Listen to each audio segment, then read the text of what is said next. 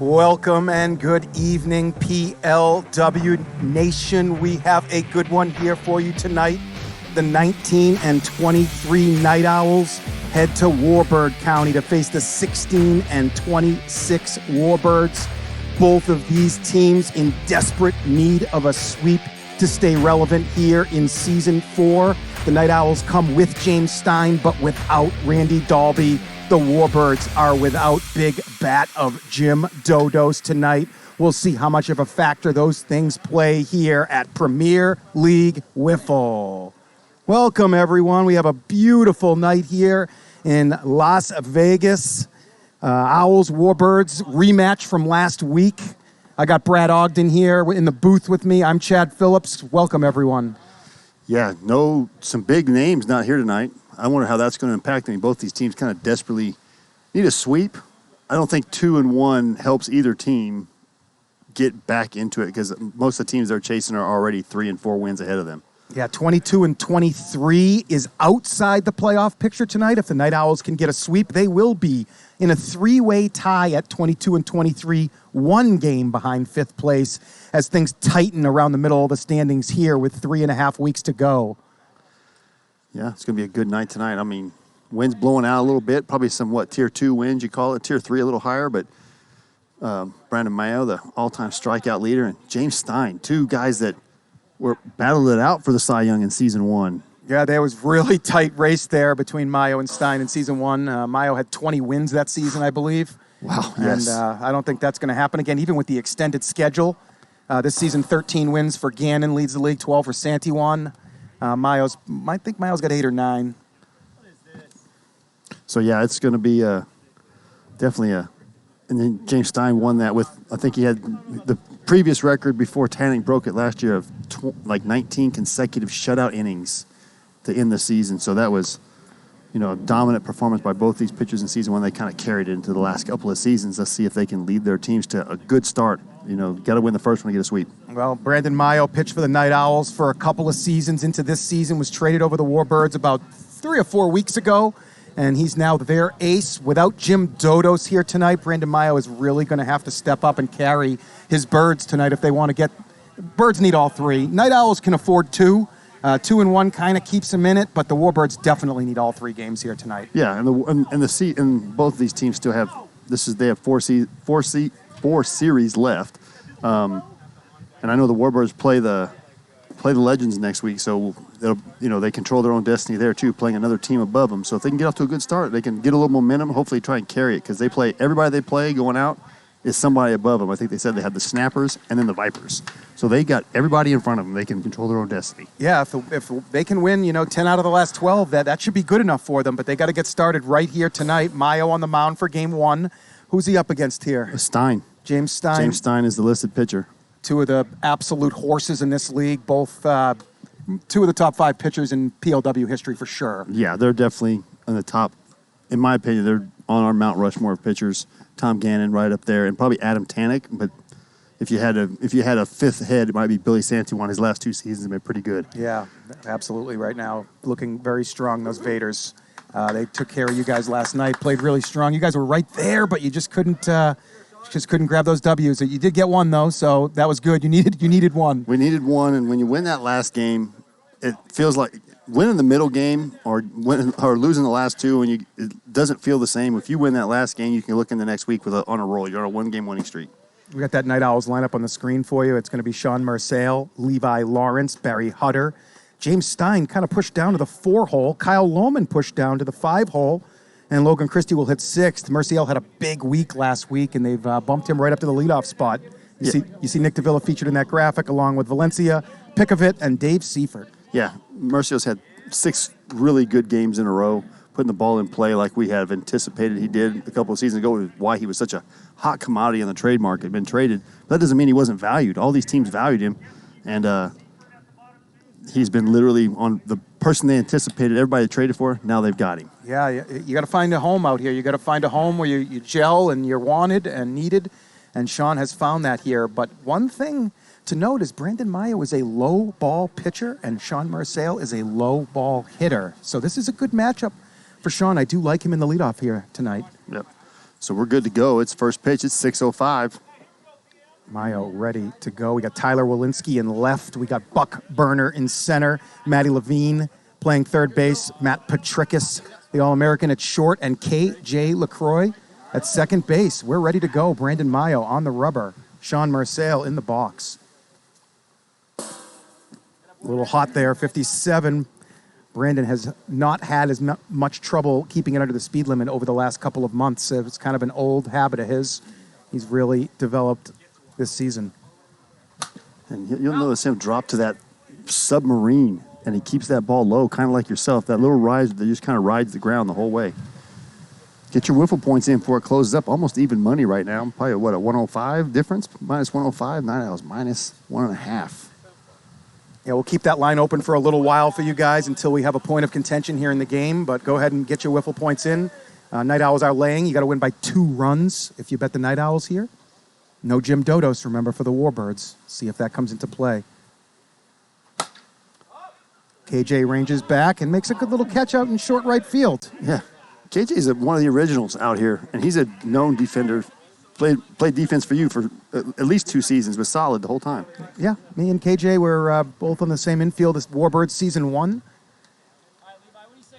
Stream team tonight, we got Bruce Hewson up on Skycam, Cody Runnels umpiring down the third baseline. Gio Battistoni at umpire 2 on the cam. And I don't know if we have a third base umpire. It looks like we got J-Lo, but I doubt she is umpiring. Yeah, I think somebody might be running a little late. Down in the booth, we got Tom Gannon. Who's running graphics down there? There it is. Tom's doing it all by himself, actually. It's Tom running graphics and running the TD. Hopefully we have a couple more bodies. If you're available, get on down here and help us out. Maio starts off Levi with a strike, and then Binks 55 on the inside, and I guess that first pitch wasn't a strike, Brad. I saw the 0-2 on the graphic, so 1-2 now. Tom's catching up. One man team. Yep. Good pitch there by Brandon, but Levi does not offer, evens the count at 2-2.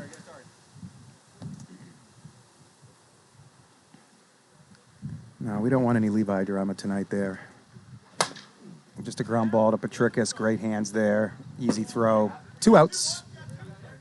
Yeah, Matty kind of came back to the infield after the trade of Murciel, and I think he's better, more comfortable in the infield, if you had to ask me. I was pushing Season 1 for Matty to be in the infield and on the mound, but he loves playing outfield. But now there's a need for his team to have him at shortstop. Shortstop, the most important position on this field probably, and it's been a tough spot for most teams to fill. Good take by Hutter there. 2 quick balls to him. It's 2-1. Look for Brandon to come right in here. You don't want to get that walk with 2 outs and nobody on in the first. Looks like the Warbirds are a little short on pitching tonight. But they got Patricus and they got Buck Burner, but I'm not sure if they have even a 4th arm out here tonight. Tyler, maybe? Yeah, Tyler. Rolled over to KJ. Good play. Good throw. 3 quick outs. Maio works a 1-2-3 first, gets his Birds off to a good start. Yeah, no balls out of the infield. And on a windy night, he did everything he needed to do.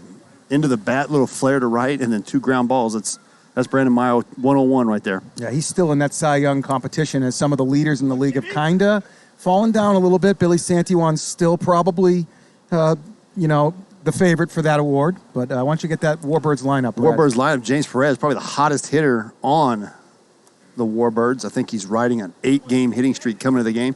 The aforementioned Buck Burner, player of the week a couple weeks ago, Brandon Maio, needs 1 hit for 150 and 1 home run for 40 home runs career. So that's pretty big. Maddie Levine hitting the 4-hole, KJ LaCroix batting 5, and Tyler Walensky turning the lineup over. And with Matty Patricus and the War Chicken on the bench, I think the 6-hole is their most important hole. If they can roll this lineup over against a quality pitcher like Stein, it gets that. Unlike traditional baseball lineups, we put our best hitters at the 1 spot. They get the most at bats, and then when you can roll that over, that gives them the chance to do damage. Very notable omission of Matt Patricus in that starting lineup. Look for him to get off that bench.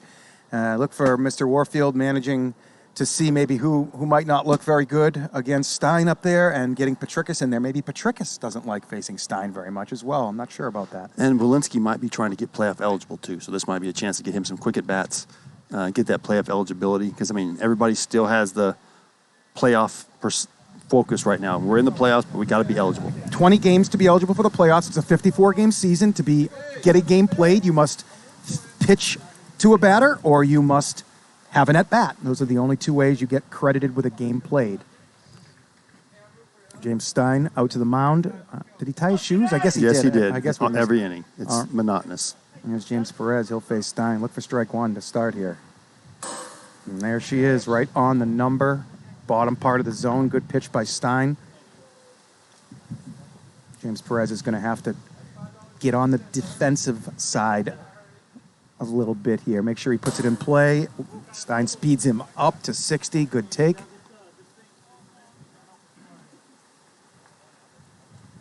Moves to 1-2. Stein, one of the notable strike throwers when he's ahead in the count. As you see right there, a lot of pitchers like to play around on 0-2 and 1-2, but Stein just keeps coming after you, and he's got his first strikeout. Yeah, I'm a firm believer in just mow him down, throw strikes, make him put it in play. I mean, there's a couple guys you pitch around, but early in the game, see who's got what tonight. Yeah, especially with nobody on base. That's an easy pop-up back to Stein off of Buck Burner's bat, and Stein's got 2 quick outs. Here comes Brandon Maio. He had a monster series last week, Brad, on the mound and at the plate. Oh, yes. If it wasn't for Mateo Fernandez's monster week, Maio might have been that player of the week last week.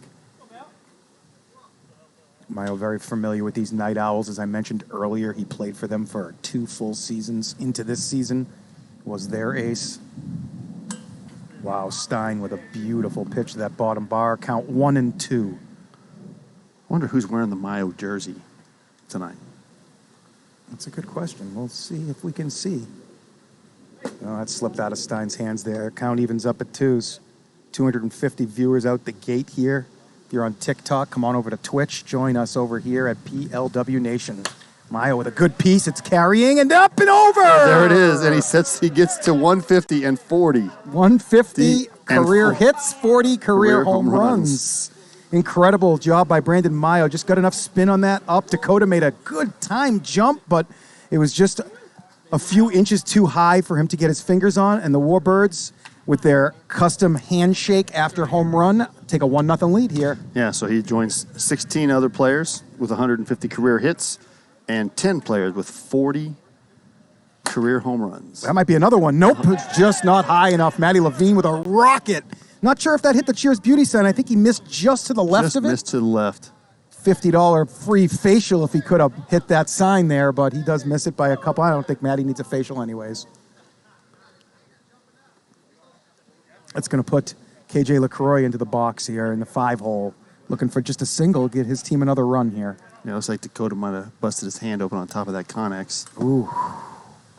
Had a little defensive change with Logan Christie. Yeah, this field isn't very forgiving. That Connex is hard. This field is even harder, and the fence out in center is friendly either. Yeah, Nick Sansone going head over heels 2 weeks ago. That was incredible. I don't think anybody said a word about that play after that game was over either. That was just tips to Nick Sansone for that effort. That was absolutely incredible, buddy. 3 quick balls here to KJ, and he takes a cut. Oh, no, not 3 quick balls. He must have missed adding a strike up there. KJ swings. But that's just what the Warbirds needed. They take the lead 1-0. Yep, Maio back on the mound with his 1-0 lead. Let's see if he can do it all himself out here in game 1. Been known to happen. The Night Owls have struggled with offense all season long as a team where one of our tiebreakers for the playoffs is run differential. The Night Owls don't have a lot of run differential chances there. They actually need to have better records than some of the teams that are ahead of them. They can't tie us. They can't tie the Legends because we're 3-3 and their run differential unless they just go bananas the next couple weeks. Yeah, it is by straight head-to-head. So they'd have to be 4-2 against the team. Yeah, they're 3-3 against us, so they can't have the same record as us. Nope, and I believe Night Owls do have the worst run differential in the league by a wide margin, actually, like 30 or 40 runs. So they've either played and won close games or they've kind of got blown out a couple nights when their attendance is not quite where it needs to be. But they do have James Stein here making the 2-hour drive from Utah. No Dalby.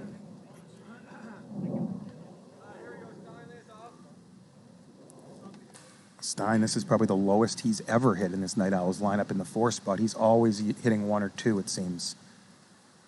He knows Maio very well.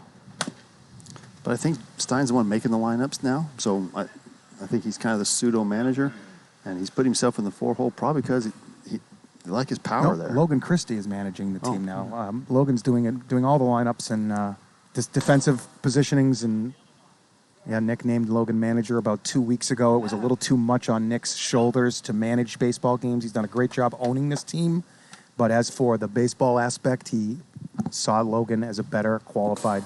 There's the nasty 12-6. Mm-hmm. And that's the thing. If you have to ask, it's always 2-2 here at Hideaway.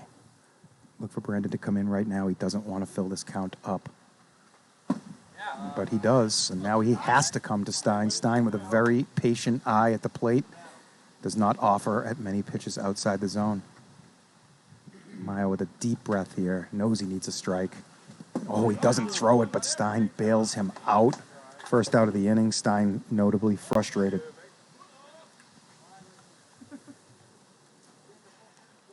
Here's Kyle Lohman. Another discernible eye, a guy who walks a lot. Yeah, Kyle, excellent job in the leadoff spot for the Lightning this season. I think at one point he was hitting right at 200, but his on-base percentage was 400. Yep. His walks have tailed off a little bit in recent weeks, but he's still really adamant about only swinging at strikes out here. One of the most needed qualities to be successful in Premier League Wiffle. 1-2 pitch from Maio to Lohman. He lays off. It's outside. 2-2. Brandon, look for him to come right in again here. Nope. Yeah, Evan, no Jim Dodos tonight. He is moving. He is in the process of doing family chores. 3-2 pitch. Nope, not this time. Lohman, I believe he leads the league in walks right now, and he adds to that league total. He's got about 32 or 3, I want to say. Chain in the dugout means they want people to walk around. They want people to go in and out of the dugout to kind of buy time is what we're doing it for. Ball 1 to Logan. Logan also with a very good eye, very smart hitter. Definitely gets in that batter's box with a plan. You can see his very interesting batting gloves he's got there. As you see that pitch coming at 57, a little bit hot, and all of a sudden Maio finds himself in a little bit of trouble here.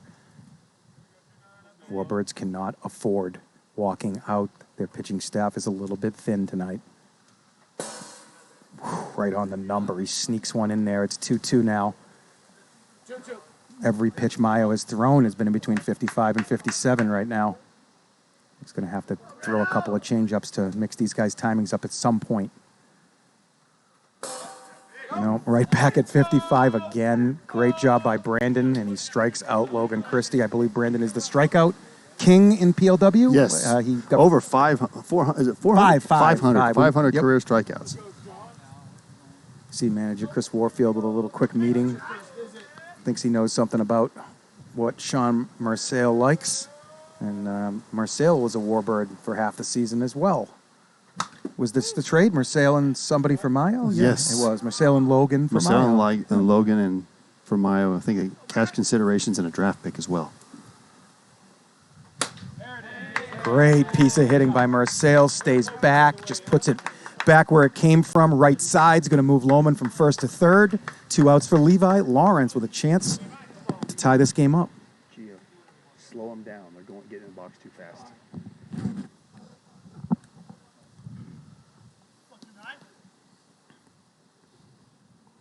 Big spot for Lawrence here.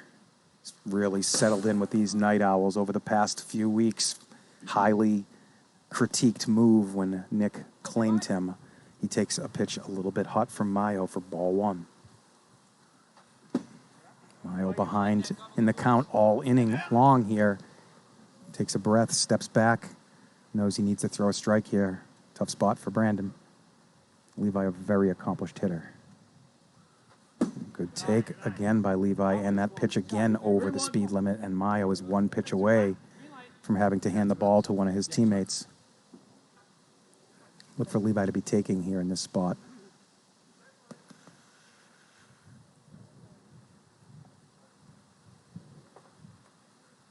Oh, get foul.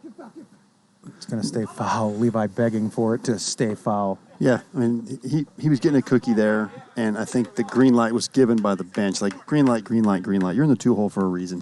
Swing the bat. I like it. I do like it.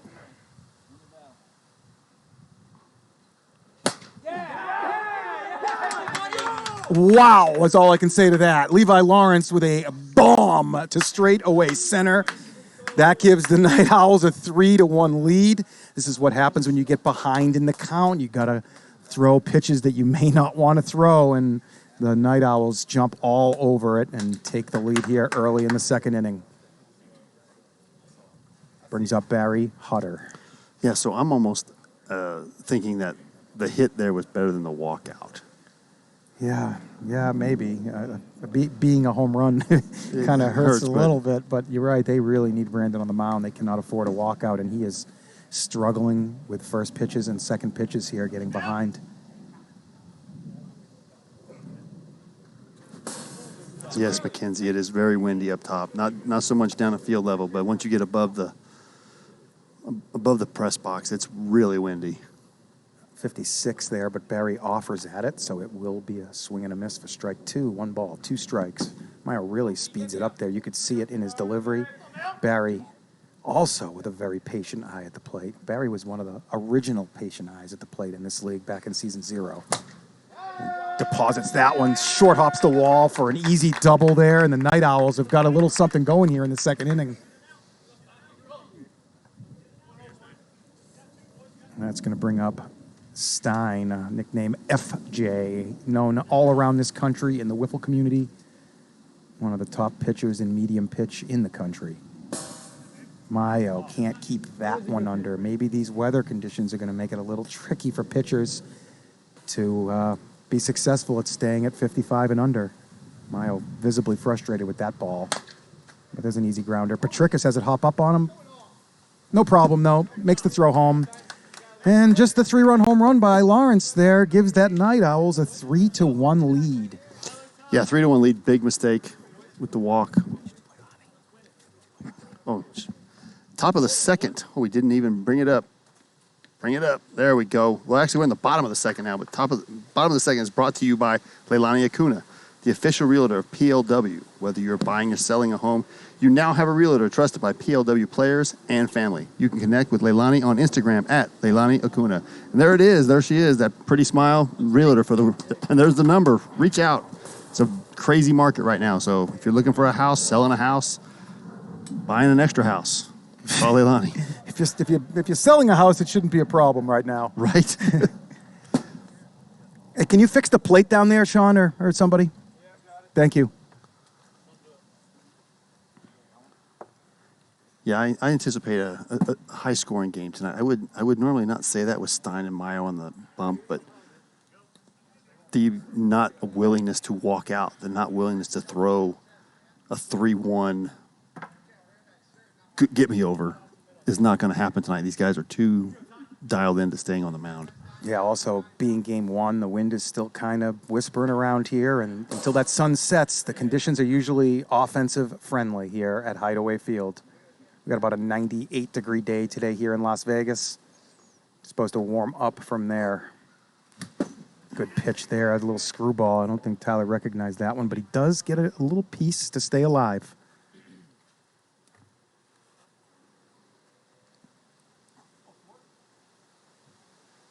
A little riser and kind of lost control. That one, risers in the wind are really tricky. They tend to hang sometimes.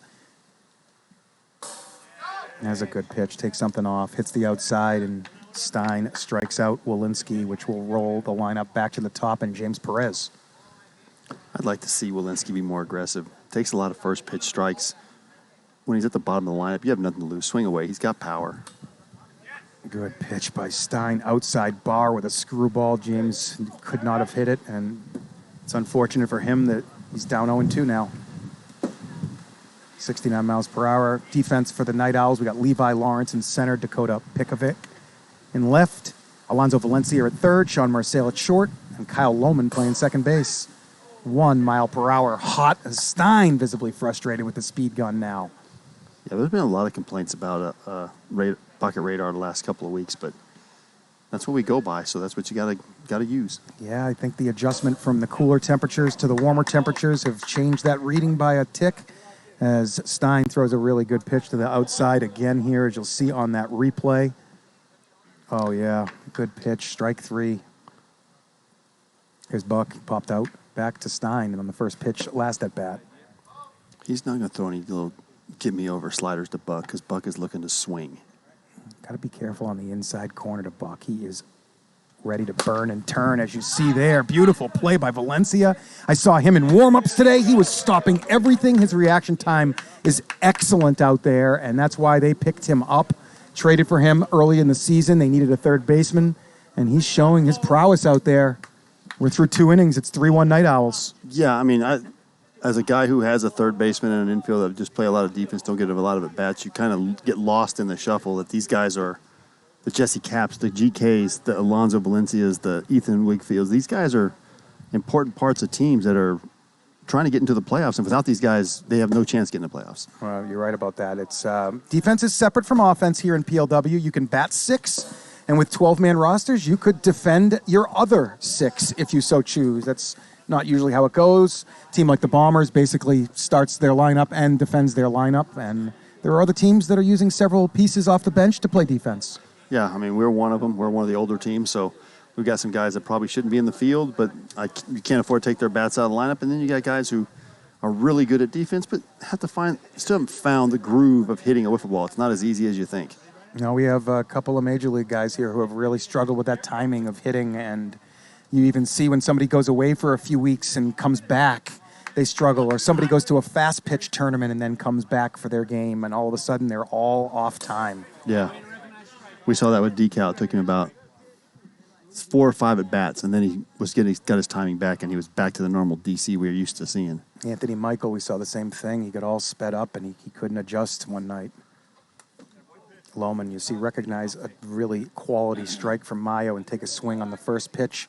Couldn't connect, takes ball 1 away.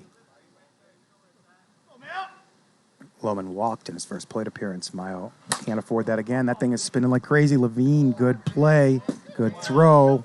He looked a little nervous about how and where that was going to bounce. And if he lets that bounce a second time, it's certainly going to spin somewhere. But it hadn't, just like a golf ball, a hop, a check. It's the same thing. That second bounce you don't want. A little banter as the former Night Owl screaming at the current Night Owls. Not really screaming, but a little playful gamesmanship there.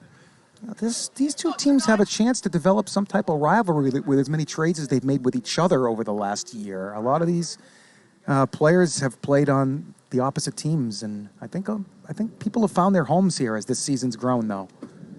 Yeah, I still think you're going to have a little movement. Season 5, people will still be looking for playing time. The key thing is playing time. Yep, some teams don't have much playing time available as Stein hits a ground ball. Petricus looks great on it, but he throws it into the ground, a little nonchalant maybe.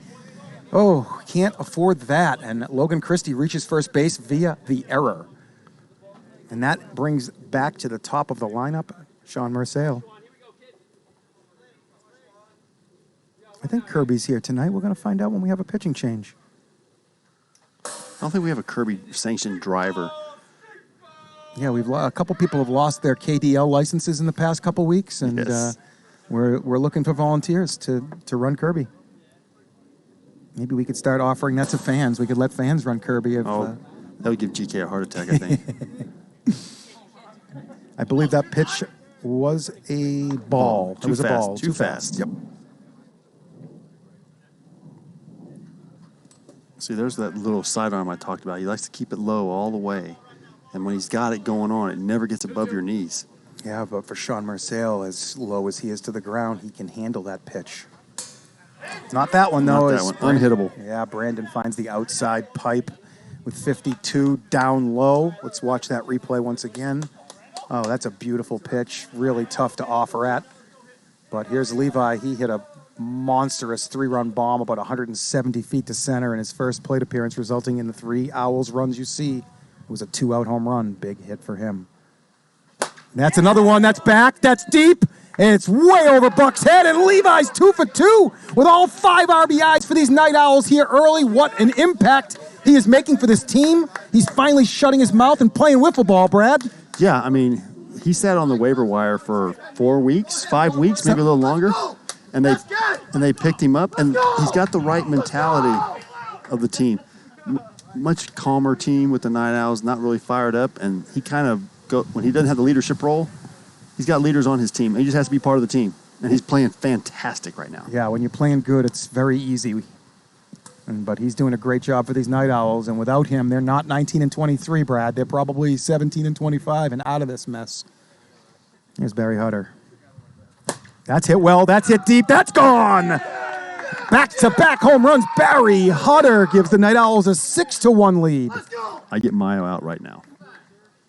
Well, you might as well let him finish the inning maybe, but I don't hate getting him out right now. I mean, once you start an inning, you're charged with the inning. So you're not saving outs for a pitcher. 9 innings max in a night, and that's 6 runs, and that's not a good omen for these Warbirds tonight. Their ace is getting hit around here, Brad. But you only have to get 1 out here with a secondary pitcher, so you don't have to burn an inning of a good player like you have to pitch to 2 or 3 batters. You could go to a KJ or a Matty and hit and get the 1 out and then not have to use up the innings of Buck or Matty. Yeah, it's a good spot for it, too, with nobody on and 2 outs to give somebody new a chance to see if they can maybe throw some pitches here. They may need another guy tonight, too. Beautiful. Maio, 55. That was the best pitch he's thrown all game. Let's hit that replay down there, Tom. We can still. Here you go. Oh, man. Bottom corner, outside. Never really above the knee. Tough pitch there, but damage done. 3 more for the Owls here in the top of the 3rd, and it's 6-1. And the error comes back to haunt him. Oh, I forgot about that error. You're right about that. The E6, all the runs came essentially after the error. Yeah, I think all 3 were unearned. Yeah, because they had 2 outs going in. They had 1 out going into it. He strikes out. There's 2 outs, and then home run, and the run scored. So it's 6-1 based on 2 Levi Lawrence home runs. He's got 5 of the 6 RBIs, and Miles struck out his last 5. 4 of his last 5 of his last 6 guys he's faced, he struck out. So. Well, I get Maio out under all circumstances. Even if they come back and make it 6-5 here, I'd still give somebody else a chance in the 4th to see what they got. Maio's got 6 innings left.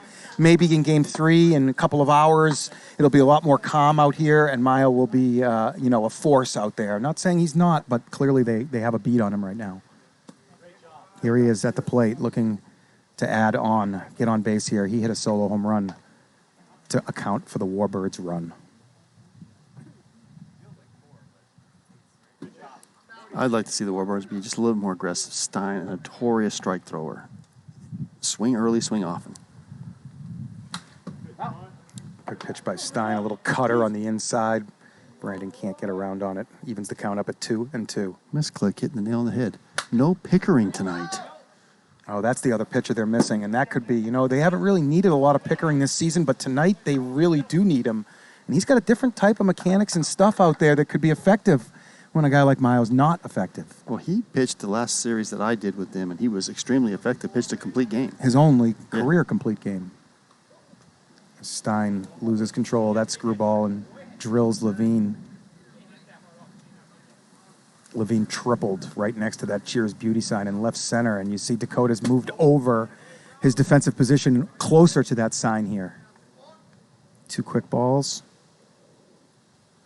3-1. Yeah, Levi will get definitely a chance to pitch tonight. Wouldn't be surprised to see him in start game 2. Hey, he might be out there in another batter or 2 here if Stein can't dial it in a little better. 4 quick balls to Levine. None of those pitches were very competitive, unlike James. Maybe he should tie his shoe to get his rhythm back. That's a good pitch there, though. KJ swings through it. It was a strike on the top bar.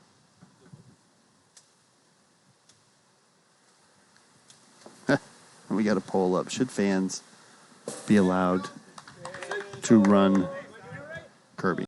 2 quick strikes, 2 extremely quality pitches from Stein to KJ, bouncing back after that Levine walk. And we have 2 outs here, and Tyler Walensky up. He's got to get on base here, get this lineup back to the top, and give him a chance to put up a crooked number. It looks like that's the pitch he's struggling with right now. A lot of times in the wind, pitchers complain their sliders aren't working very well. Yeah, our slider thrower says when the wind's blowing like this, it's hard for him to throw it. Yeah.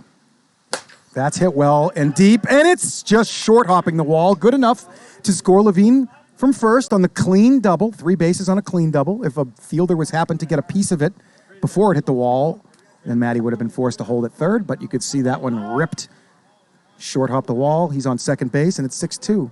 Here's James. Tips that one, but it's 0-2.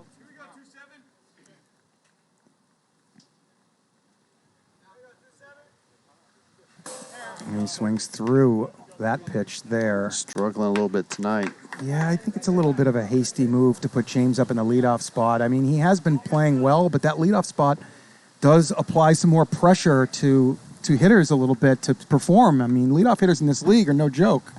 Yeah, I mean, I've always said that I'm a firm believer that you just got to keep doing what you're doing, whether there's people on base or not on base. People seem to think that the fence is only 90 feet away, 100 feet away. I can hit it over that fence. Man, it's really hard to hit a home run. Like, when you're watching guys do it over and over again, they're having a great night. But even tonight, wind blowing straight out, it's going to be hard to put the ball in play. This is a game of failure in this level. 75% of the time people are going to fail. 250 batting average is the league. Yeah, definitely a tricky league as the skill just keeps rising out here and players keep getting reps. And, I challenge any of you out there to come out here and see if you can hit some PLW pitching. See if you can get anybody out from the mound. That I know you can't do. You might be able to come out here and hit a little bit, but you're not going to come out here and get any good hitters out. Yeah, this is... I'm interested to see the tryouts coming. Oh, we got somebody else in the booth. There we go. Somebody else down low in the dungeon with Tom. Lohman leads off this inning. Nasty Maio submarine, kind of a straight ball just to the outside, and it finds that bar, and it's 0-2. Kyle, a very capable 0-2 hitter. I wouldn't have brought Maio out here. Yeah, I don't like it at all either, Brad. I think that they're just wasting his innings at this point, and he hasn't been effective enough to warrant it as well. But maybe they're trying to keep him for this inning. If they can get something scratchy with the middle of their order, get a couple of runs. 2-2. Lohman hits it hard. Petricus with another chance. He's going to take a better throw this time for sure. And gets the first out of the inning. It's going to bring up Stein. No, it's not. That's going to bring up Logan Christie. Base hit here gives a chance to see Levi for a third straight inning. I don't think they want to see that.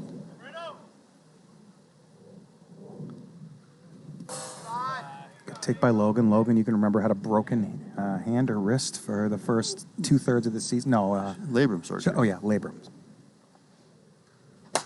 That's it. Popped up to center. Buck under it. It's carrying a little bit, but he's got a bead. Makes a good play. 2 quick outs for Maio here. Just what he needs. A shutdown inning. Seeing if his Warbirds can put a couple up and get back in this game. Back to the top of the order for the 4th time here in the 4th inning, and Sean Marcel.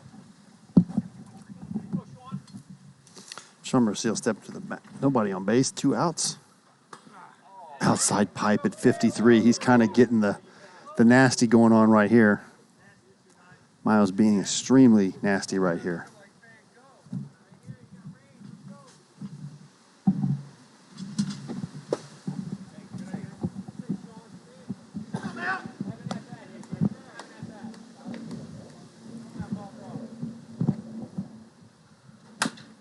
Great pitch by Maio. KJ puts it away. And that was a big inning. Maybe we're going to eat our words here if they can get a couple of runs.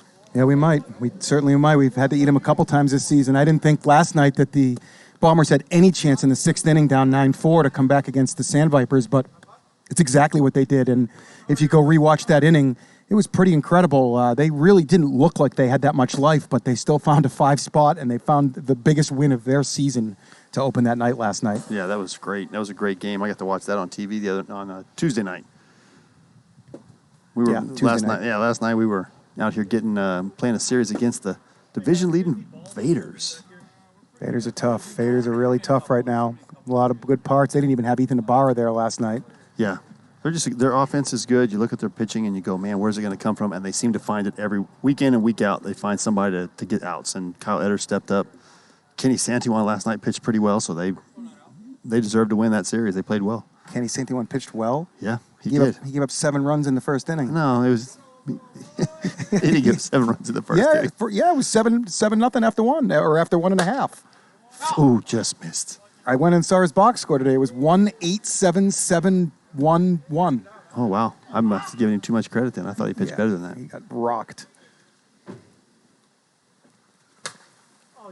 Oh wow, that was off his hand, I think. Hand is part of the bat here in Premier League Wiffle. Zoe makes an easy play.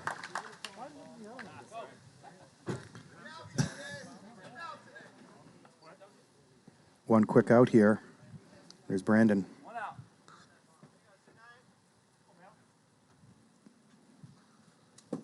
It's a good take. He's definitely looking to swing here, knowing Stein's a strike thrower. Lays off of that, getting up in the count. And every ball you get, that's more quality pitch you're going to get. And here's now 2-1. Stein's got to come in, especially with a 4-1 lead. He can't afford to walk anybody. No. He's already got one. And that's what happens when you get a pitch that you can handle. Good effort on the slide by Dakota out there, but ball was kind of curving away from him, and it's going to be a double for Maio. It's going to bring Maddie Levine back up. Yeah, Maddie's been hot. With a triple and a walk. I think he just sees Stein well. A lot of BP against this guy. They play on the same team for a while, so he's seen a lot. 2 good takes, 2-1 count. If you're in the PLW and you're not down here helping out, we need a helping hand. We're a couple of streamers short tonight, so if you can help out, even getting down here for 7:30 would be great. Pitches inside. Maddie moves ahead 3-1. Does Stein have a walk, Brad? Yeah, he walked Maddie in his last at bat. All right, so look for Maddie to be taking right now. Nope. Swings at that 3-1 pitch, rolls it over. Zoe with great hands. Just barely gets that ball to the backstop for the first out of the 4th. Second out. 2 5-3s.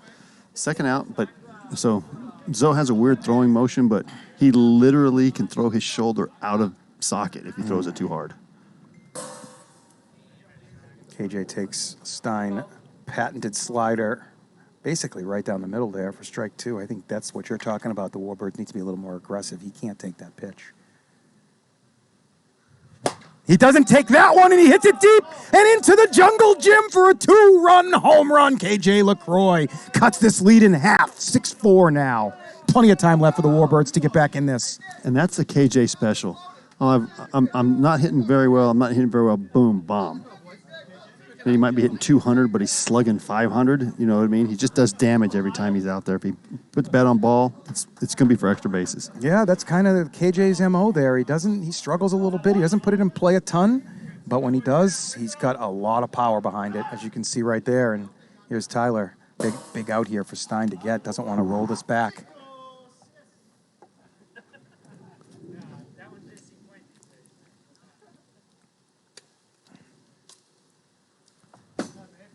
Two balls. Stein getting behind in the count a couple times this inning, costing him a little bit. Good swing by Tyler. I like the aggressive. It was a 2-1. It's a hitter's count. Swing away. Just missed it. Little bit out in front there. Ooh, doesn't want to offer it that one. That one's way up, but he's able to just get a piece and stay alive.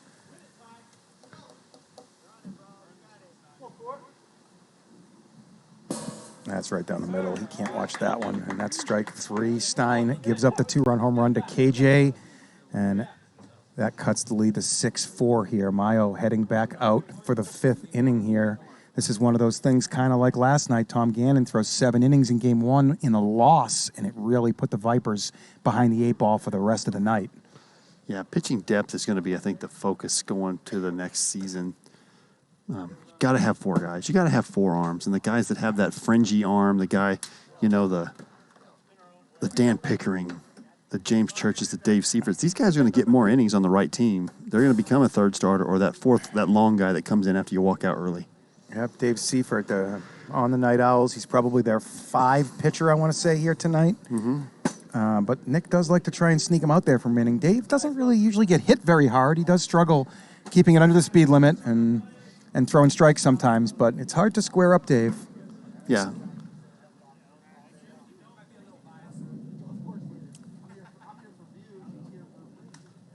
Maio to Lawrence. Lawrence with 2 mammoth home runs to center already tonight. He's up with nobody on here. Let's see how Brandon attacks him with 1 walk already. He attacks him just like that, and Levi smashes it into the Garden of Serenity, and he's got his 3rd home run of game 1 here, and holy cow, Brad, what's going on here? He is dialed in. I thought you had to play against the legends to hit like that for Levi. That's my guy. Cycle for bombs. There you go. So he's got all he needs is a grand slam. He's got the cycle for bombs working. Yikes. Last night we did see Mark Tavano hit for a cycle, or 2 nights ago, I guess it was. Yeah, I think that might have been the first cycle this season. Definitely the first cycle this season. We were debating whether it was the first cycle ever, but I was told it was the second. Ooh, right at Maio, but easy play for him there off a Hutter's bat. And an easy out for Brandon. Right back at Brandon. No chance for reaction. Yeah, that ball kind of caught him.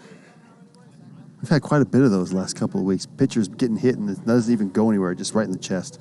They never hit me. They always go by me up the middle somehow. I guess my fielding position isn't Square. optimal. Not square. No, I'm kind of a little off balance. Oh, there we go. Tanik has one, too. There you go. That's a little flare. Patricus, easy play, ranges over. Good communication. You see KJ pull back there. Clearly, you heard Maddie calling that. Extremely important out here with 5 fielders all kind of closely together in the grand scheme of things. Pretty small field, 113 to center, 91 and 93 down the lines. Yeah, small for what you guys are used to on the stream, but this is a big wiffle ball field. Yes, it is. There's Kyle Lohman taking the first pitch. That's smashed. Patricus gets his fingers on it, but that's going to be a base hit. Exit velocity, I'm going to guess, was 84. Let's see what it says. 90 mile an hour exit velo. Kyle with a smash right there. It had some turn on it, so it was at Patricus, but by the time it got to him, it had turned a few inches to his left, and he wasn't able to knock it down. Night Owls looking to tack on a couple of more here. Really surprised they're going to throw Maio for his 5th inning here, down and in the game with very little depth here tonight. If the Warbirds can't get this one, it could be a long night. But again, maybe he's playing to win all 3.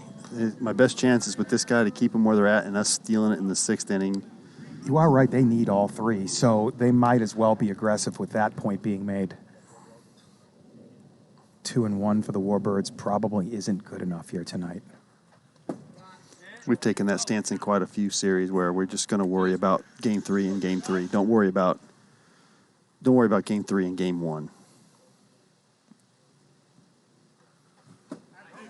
Logan not able to handle those inside pitches very well here. Maio might have found something against him, but another home run. Levi Lawrence's 3rd of the game, and it's 7-4 Night Owls. Yeah, it's 6-4 Levi. Look at how beautiful the sky is here tonight. You just see a plane taking off. Airport about 5 miles away here. The only airport in Las Vegas, really. Yeah, out by my house we got North Las Vegas, but it's not really worth it. All little Cessnas and stuff like that, so nothing to. Well, military air base. That's where I grew up.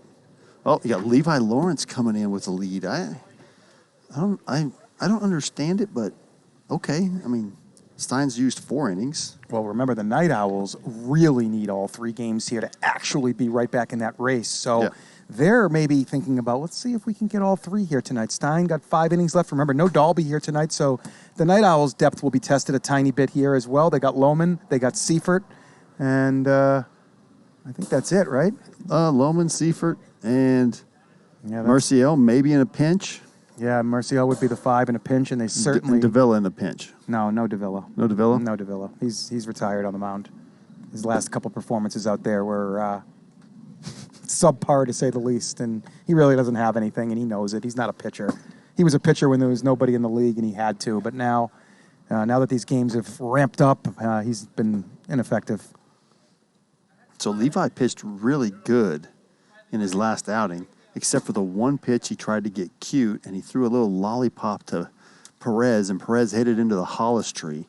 Other than that, he pitched great. He was effective the whole night against these guys. So let's see if he avoids the lollipop. I did find out afterwards that Levi got a tongue lashing from Davila over that pitch that he threw to Perez because it didn't make sense. He was dealing all night. He had a shutout. I believe it was the 5th inning or the 4th inning. Yeah, it was late in the game. Yeah, it was unnecessary. Yeah, he stepped like opposite side of the rubber and just lobbed one in, and James didn't miss it. Hit it over the container.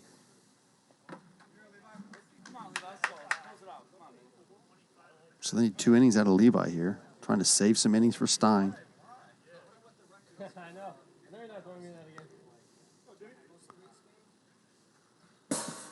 So Levi was an all-star pitcher with his own merit on a team that was, 300 winning percentage, and he was a plus-win pitcher for quite some time. He finds 55 on the first pitch, and then he finds Sean Marcel for an easy out, and the Warbirds are down to 5 outs left. Got to get something going here now. And this is the guy that needs to get it going. Buck is going to be the light on the train for this team, and what Dodos is not here. 100% Brad. It has to be Buck. Big swing by Buck. Important to stay away from him. Buck can really turn on inside pitches.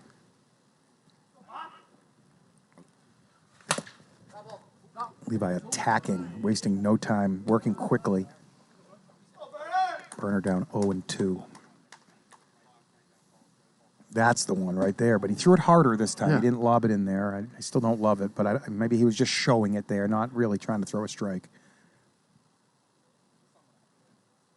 Look for the back foot slider. No, he goes for that outside again. Outside pipe, that's kind of where he wants to live. And when he's hitting that, he's as effective as anybody because it's just hard to hit it. Now the back foot slider. He kind of hung it a little, but it comes back fair, and Zoe makes a great play with his hands down there, staying with that Zoe. Man, he might have the best hands for a third baseman in this league. Hollis Hale probably has an argument there.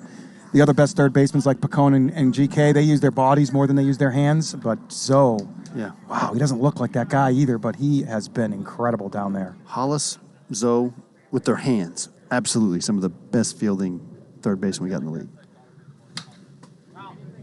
And Zoe caught that with his hands. That was beautiful. It was really, it had a lot of spin on it. It was when it was 8 feet from him, it was a foot foul. You saw that spin back before it got to the bag. And Levi steps to the right, steps to the left. We go to 1-2 to Maio. Maio hit a home run earlier in this game. And then he might have hit another. Nope, might be too high. Nope, it's back, gone. it's deep, it's way out of here, actually. That once you get it up into tier 3, that ball just carries and carries. And Brandon Maio now has 2 home runs here. And the Warbirds cut it back to 2. So this was what I thought. If Warfield was sticking with Maio, this is what he's thinking. Let's keep Maio out there and see if we can steal this game in the last 2 innings. All right. I like it only because of where they're at in the standings and the fact that they really need all 3 here. What is Levi doing? He's getting a strike on James Perez. Did you see the bat just snap on him? That's Matty Levine snapping that bat. Oh, Matty Levine, yes. That's unfortunate. That's how much power he has in his wrists. He's got very strong hands.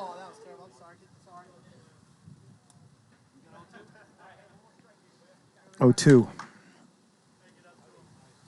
Yeah, sometimes when the wind is blowing around here early in the night, Levi goofing around a lot, but it's working out in the 5th inning for him.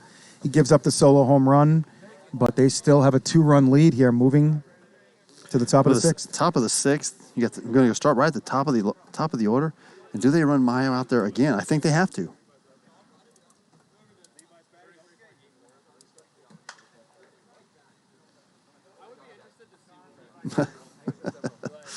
This was a home run derby. Yeah, we got Chad Phillips here. I own the Lightning. We got Brad Ogden here. He owns the Legends. Yeah. Legends are sitting in 5th place right now, hanging on for dear life for the playoffs. Lightning are all the way at the bottom, 10th place. Been a tough season. Yeah, holding on to the playoffs with both hands. We're trying to see if we can survive. Had a rough couple weeks, but this is what we want. You got after tonight, you got 3 weeks plus a game. plus a series. This is going to be a nice run to the finish. And basically, every position is still up. Ones can still catch the Vaders. Snappers do some damage tomorrow night and do something. They're right back in the picture for a top 2 finish. It could be anybody's ball game in the top 3 spots. Well, my Lightning need these Warbirds to lose tonight, so we actually have a chance to get to 9th. If the Warbirds win a few, then we'll be locked into 10th for sure. 5 games we got to catch with 12 to play, so we need the Warbirds to struggle here. And no dodos here. That's, it's great for the Warbirds for us to lose, but I want to see dodos out here playing wiffle ball, man. Wow, that was filthy. So they added Dakota to the bottom of the order to get him a game, and he gets to see Maio with 2 just nasty pitches. Yep, and as the home team, when you lose, you need to use all 6 innings of pitching. When you're the visiting team and you lose, and that's Sean Marcel not losing there, up in the trees there. Sean Marcel really been heating up over the last month. His average was down in the 160, 180 range. I saw he was up to 240. We could probably jump that up a little bit more here. And Night Owls just keep tacking on insurance as this game grows. And now the hottest hitter going on right now. Is that 5 home runs for the Night Owls? 3 for Levi, 1 for Sean? Or just 4? No, that's 5. Oh, it is. Hutter 5. has 1 as well. Yeah, that's right. 5 home runs Maio was allowed here.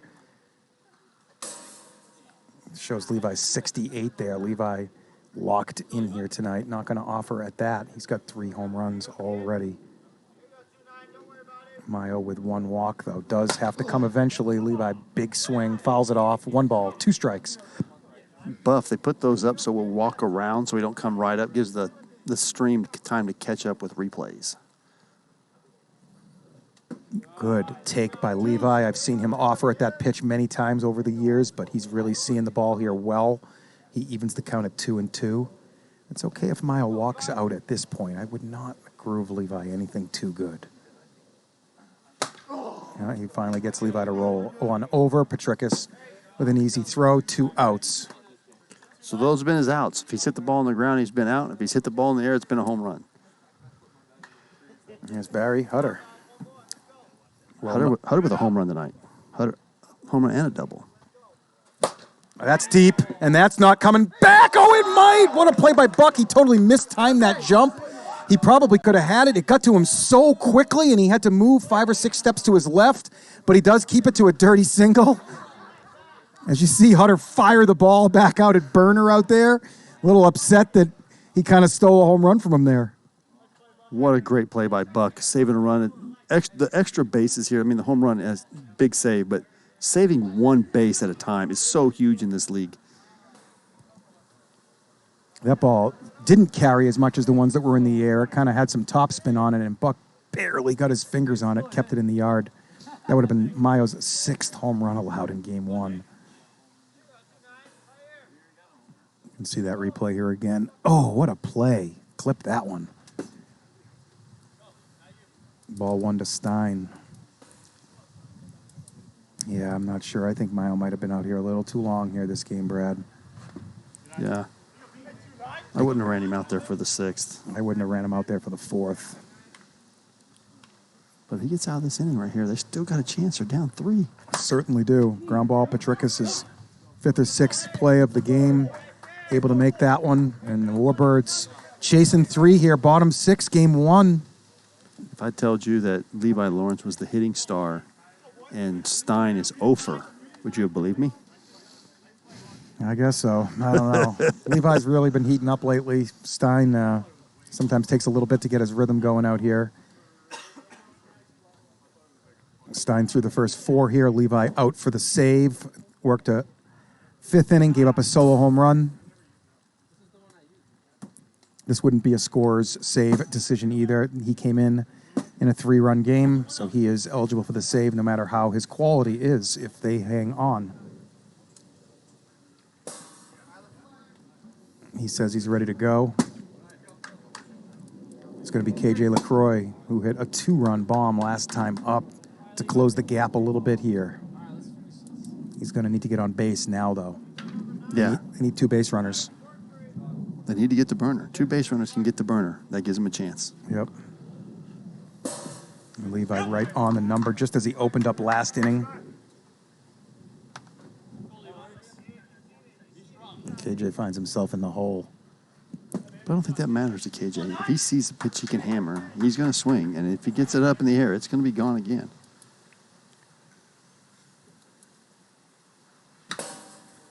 That's a little piece of that. 63, though. Levi getting KJ to chase an awfully quick pitch there. Remember, 55 or under to get called strikes in Premier League Wiffle. Count's going to be 1-2. KJ, that not going to get down. Dakota looked a little confused on it as it was turning pretty good and spinning, but he's able to get in front of it, make the play. Really good athlete, so was able to make the move. Just a great play in the outfield. That ball moving about 4 feet at the end. Here's Tyler. Really needs to find a way on base here. Any way he can. Levi probably going to come with a slider to the outside here. Oh, no, he's going to do something funky. I still feel slider to the outside. And there it is. But it's hot. 56 it reads, so that's a ball, and it's 2-1.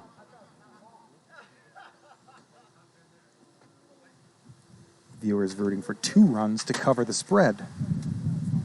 As a big gust of wind comes into Hideaway Field. And Levi comes back with that slider to the outside, wrapping around Walensky's bat, and the count moves to 2-2.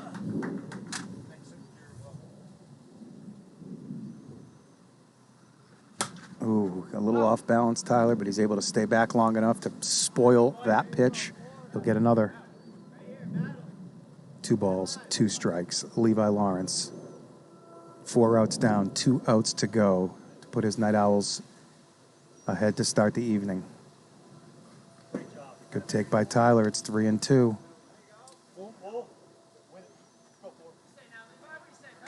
Levi does not have a walk yet, but he does not want one either. And he does. Oh, he does, Brad. 56 again to the outside. A good pitch by Levi. I'm not sure Tyler knew that was over the speed limit. A little lucky there. Yeah, that's the, I'm out. Oh, I'm on first? Okay, I'm good. Sweet, I'll go there. I'll go there. Here's James Perez, top of the order up. Warbirds with a chance. Levi misses away. Another dangerous hitter here.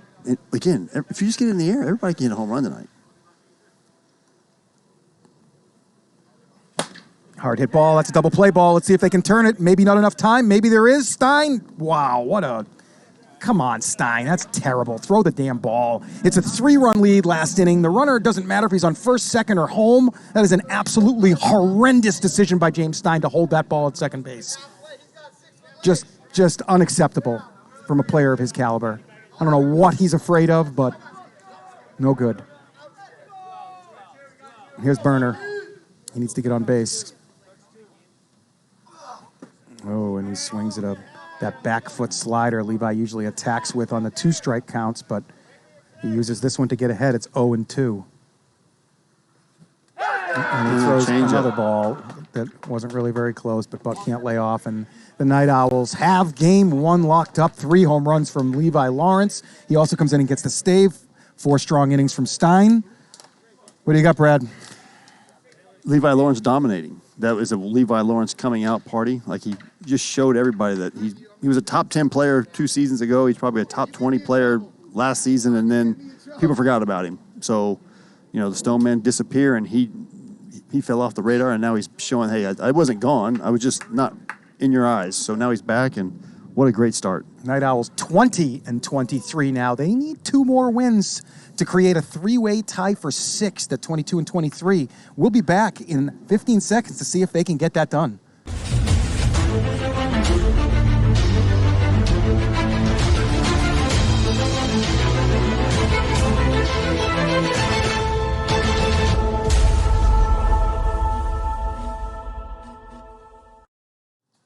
Welcome back, PLW Nation. You just saw the Night Owls take game 1 of this 3-game series. Buck and Levi. So, yeah, the starting pitchers are going to be Buck Burner and Levi Lawrence, who you saw close out game 1 and get a save. Buck Burner is going to be the starting pitcher for the Warbirds in game 2. We'll get those lineups here in a second. And Chad will go over this I guess we have a playoff graphic video that we're going to run. Or we can do it between games, or are we going to get it going? Here we go. Chad, read away. Okay, so 5 teams make the playoffs here in Premier League Wiffle. The 4th and 5th place team is a wild card game. They'll play a 3-game series. The winner of that series moves on. The 1 seed will be able to choose between the 3 seed or that wild card winner as their opponent. The 2 seed will get the remaining team, and that will be the 4-team playoffs. On the other side... We got that one up. Yeah, I don't think the other one. Yeah, that depicts it pretty well right there. You guys can follow that better than me, I guess, I've been told. But the relegation side, 10th place is out of the league. They enter a challengers tournament with a chance to get back into the league. The second team that is relegated from the league comes from 7, 8, 9. 7 and 8 play a 3-game series. Whoever wins is safe. Whoever loses has to play the 9 seed. And the loser of that series will join 10th in that challengers tournament to see if they can earn their way back in the league. And I'm a firm believer that the relegation tournament for teams that are in the PLW is kind of like a find yourself party. We were there as the Tomahawks, as I'm wearing the throwback Tomahawks jersey. Love it, Brad. And we were like, you know what? If we die, we die. Let's go have a great outing.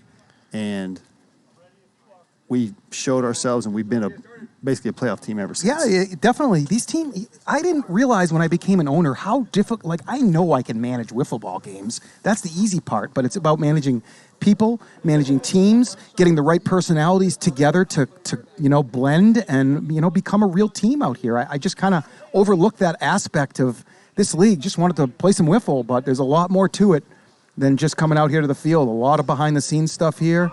And we got Buck Burner on the mound for game number 2. Who's throwing for the Night Owls? Levi is going to start. So the Night Owls are going with the same lineup. So you're going to start Merciel, Levi, Hutter, Stein, Lohman, Christie. All right, and here we go. It's Sean Merciel steps into the box. Buck Burner on the mound. He hasn't pitched a lot lately, Brad. Hadn't had to. That's right. Didn't need him. They had Dodos. They had Pickering. They had Maio. And Petricus. He didn't need to pitch. Yeah, Buck was the 5, but tonight he's the 3. They're throwing him game 2, though. And I believe the Warbirds season is basically over at this point. They really need to go 10-1 these last 11 to have a chance to get into the playoffs. It seems unlikely with their schedule. That's crushed! Marcel with the furthest ball he's ever hit down here at Premier League Wiffle. And the Night Owls have a leadoff bomb and are up 1-0. Well, he is hot as a firecracker right now. Probably one of the hotter hitters in the league. He's found it. He got a smile on his face, and he is playing wiffle ball. Oh, Maio gave up 5 home runs. What's going to happen to Burner here? This is a lot of trouble for these Warbirds. Maio throws 6 innings. He only has 3 left on the night, and it's going to be a long night for the Warbirds the way things look here. Big cut by Levi. Fouls it back. Slow him down just a little bit.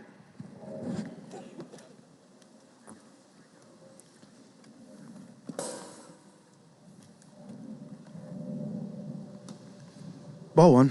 1 and 2 to Levi. We got the same line up there, 1.5. Money pouring in on the Night Owls. It looks like about a -190 line here. Get your wiffle points in. We're going to leave those lines open for a little bit longer, as it should be a relatively high-scoring game here. No reason to rush close these bets. It's still anybody's game here.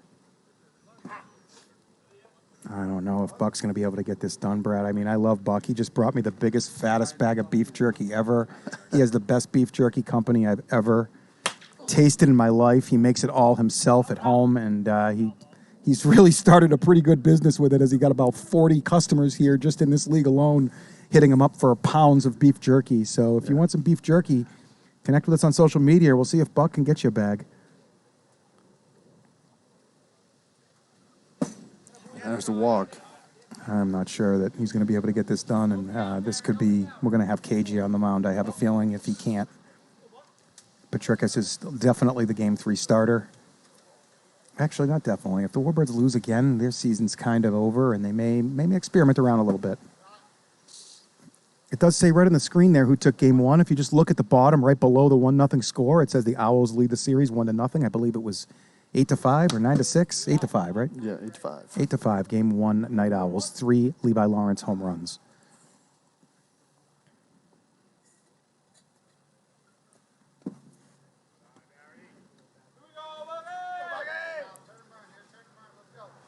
I think it's 2-1. Yes. 3-1. 3-2, full count. Okay.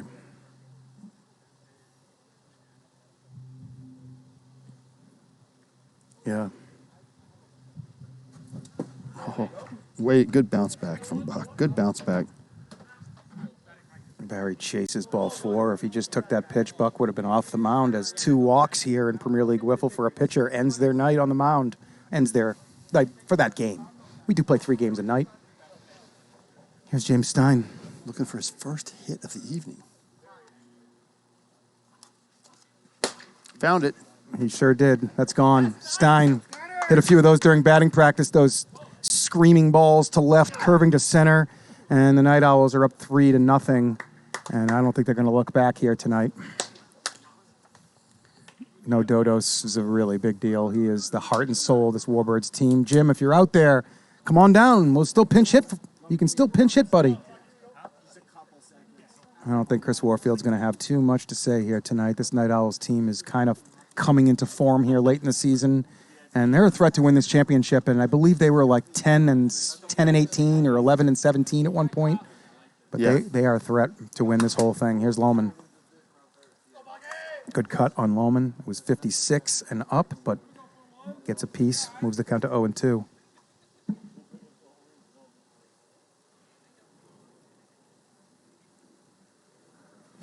That's hit pretty well, but Tyler, as sure-handed as they come in the outfield, makes an easy play on a sinking line drive. And that's 1 out for Buck. Is it 2 outs? It's 2 outs. 2 outs. 2 outs for Buck. Sorry about that. He'd like to get this one too, because if he doesn't, it's just going to bring the top of the lineup back up again, and havoc could break loose. Logan doesn't look like he's swinging very hard. I think he's Brad. still favoring that shoulder. Yeah, I do too. I think that they could get somebody off the bench into that 6-hole and maybe be a little better off. But remember, Logan is managing this team right now, so it is his decision. And he hits one high. He hits one deep. Is it going to carry out of here? Walensky with a ridiculous catch. One-handed catch as he gets tabletop by Perez out there in center. Hangs on. What a play, Tyler. Incredible job by Tyler Walensky to not let that lineup roll back over, and it's just 3-0 here in the first. Wow, what a play. What a play. He's a legitimate outfielder, so what a great play. Yeah, I had Tyler on my Lightning, and I brought him over for that exact reason, but he didn't really gel in the Lightning clubhouse as well as we wanted to, and we got a good deal for him, and he said he wanted to play with these guys in the Warbirds, and I'm glad to find him a good home out there. And he's had a much better time, having more fun. He goes by the motto, I am 12, as he acts like a 12-year-old kid when he's out here playing, and that's what we need, some fun, some excitement. Absolutely, and that was great. I couldn't tell if they were talking to each other. I couldn't hear them, but it was an amazing effort. Oof, he got table-topped good right in the midsection by Perez. Perez trying to get out of his way. But the ball just kept carrying, and there was nowhere for Perez to go to get out of the way. Levi finished the last 2 innings of Game 1, and he'll get the start here in Game 2. He's got 7 innings remaining on the night, 9 innings max for a pitcher here. 1 pitch in an inning constitutes an inning pitched. Can you guys stop throwing balls over the fence, please? It's like 3 balls I've seen them throw over the fence.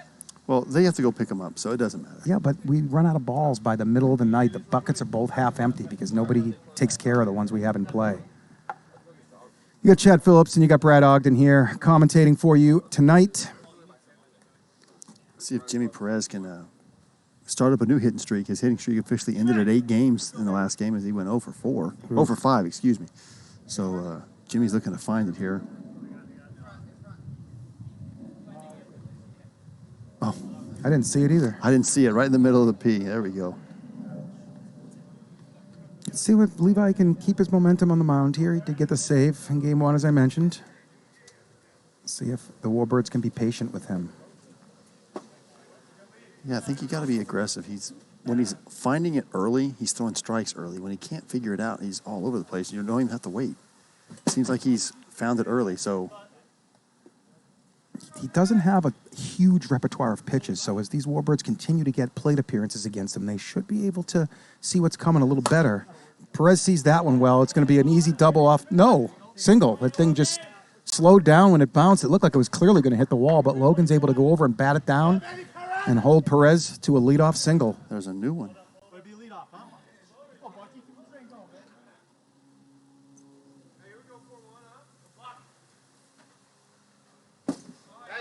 Ball one.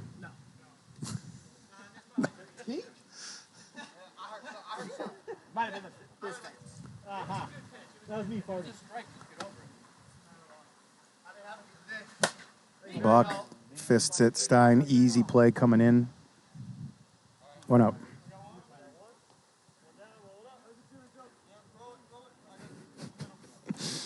Oh, man. Here's Maio.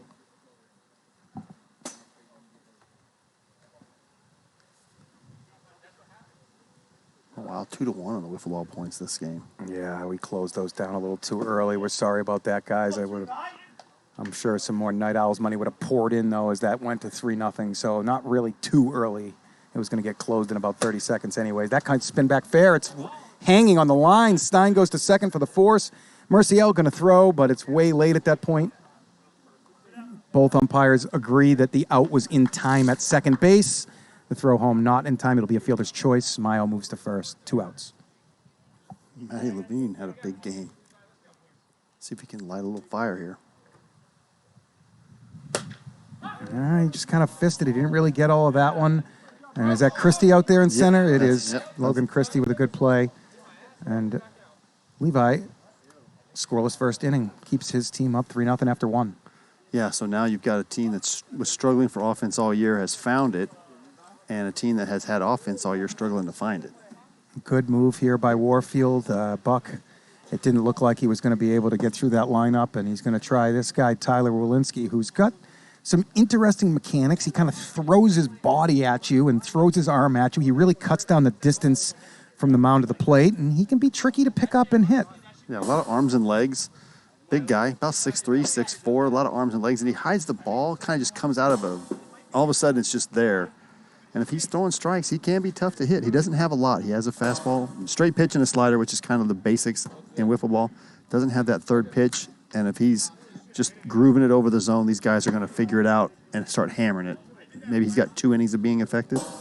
Sashi Boba comes to mind as a slight comp to Wolinski. Tall guy, a lot of legs, big kick.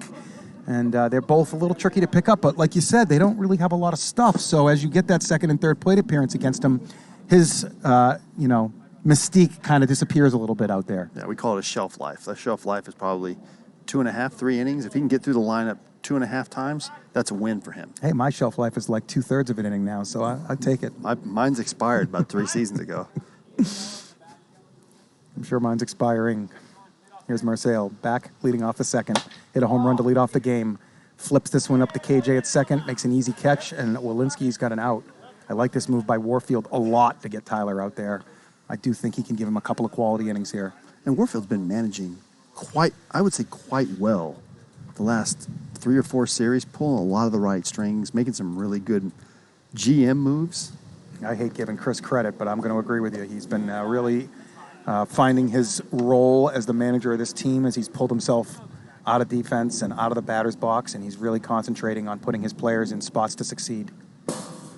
That's hot as Tyler comes with 59. Levi locked in tonight, Brad. He's not chasing anything that's not a strike. Scary notion for these Warbirds to face Levi in this mode. Great pitch. Yeah. Great pitch. What does Trench call it? Wiffle ball roulette, where sometimes you just get the nastiest pitch sequences of unhittable wiffle balls that you can get, and you just kind of got to shake your head and go, okay. Tyler next. and Levi started on the Stone Men way back in season 1, and that's a good piece by Levi up the middle. Tyler and Levi very close, know each other very well, and you can see them having a good laugh together. Yeah, Levi has been locked in since his first at bat. Yeah, I saw his OPS is up there with the league leaders to a degree, and after tonight, it's certainly going to be up there. Not as many plate appearances, a lot of those league leaders, so he's able to move those numbers up pretty quickly. Ball 1 to Hutter.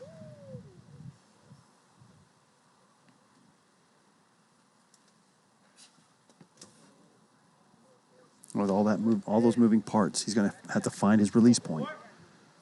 Probably more important in wiffle ball than baseball, the release point. That's a great point, Brad.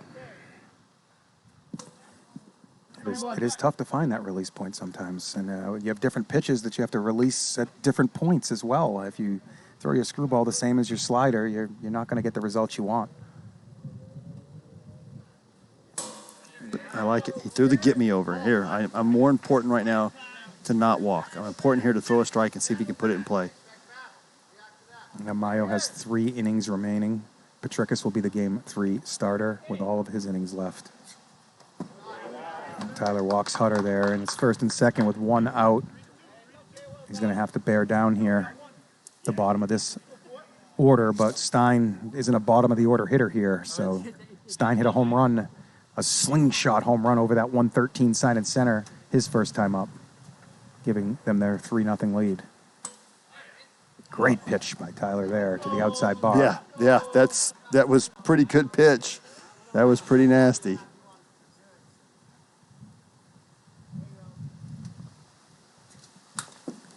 Another good pitch. Stein spoils this one. Little tip. Remains 0-2.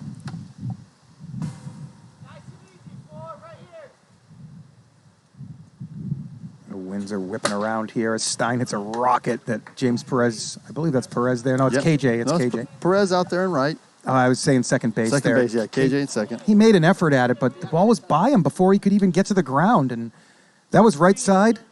And being a clean single to the right side, that dictates the first to third. The guy on second scores on any clean single, and it's 4-0 Night Owls. First and third, 1 out.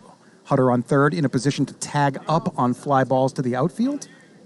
Only running you'll see here in the PLW. Lohman very easily could hit a fly ball to the outfield here.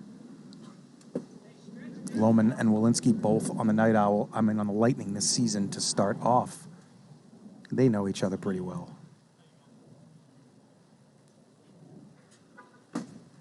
Kyle doing his thing, getting up 2-1. I bet you that Kyle Lohman leads the league in 2-1 counts this season. I wouldn't doubt it. Spinner, Walensky, what a play! What a stud out in the field. I don't think there's any other pitcher in the league that gets to that ball. He is already more forward when he releases than anybody, and that was a full forward layout. Clip that play. Web Gem City. All right. Great move by Tyler. What a stud. Love that kid. There's Nicky Davila coming in for Christie. Good move by Christie. Nick is the owner of this team. He managed the first 12 weeks before he named Christie a couple of weeks ago. Tyler loses control of that slider, and it's 2-1. Levi's homers tonight is the current poll. Over 4.5, under 4.5, over 5.5, under, over. He's got 3 right now. He's also got 3 balls right now, and Tyler already has 1 walk here. If he loads them up, do they use one of Maio's innings to try and get out of this jam is the question. No.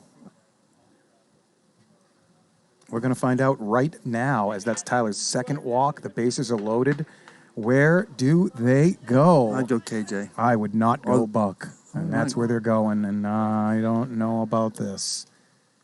I think this is a good spot. I know Maio only has 3 innings left, but I guess it's tough here. There is 2 outs. They just need 1 out of Buck, but Sean Marcel already hit a monstrous home run off of him, his furthest ball he's ever hit probably.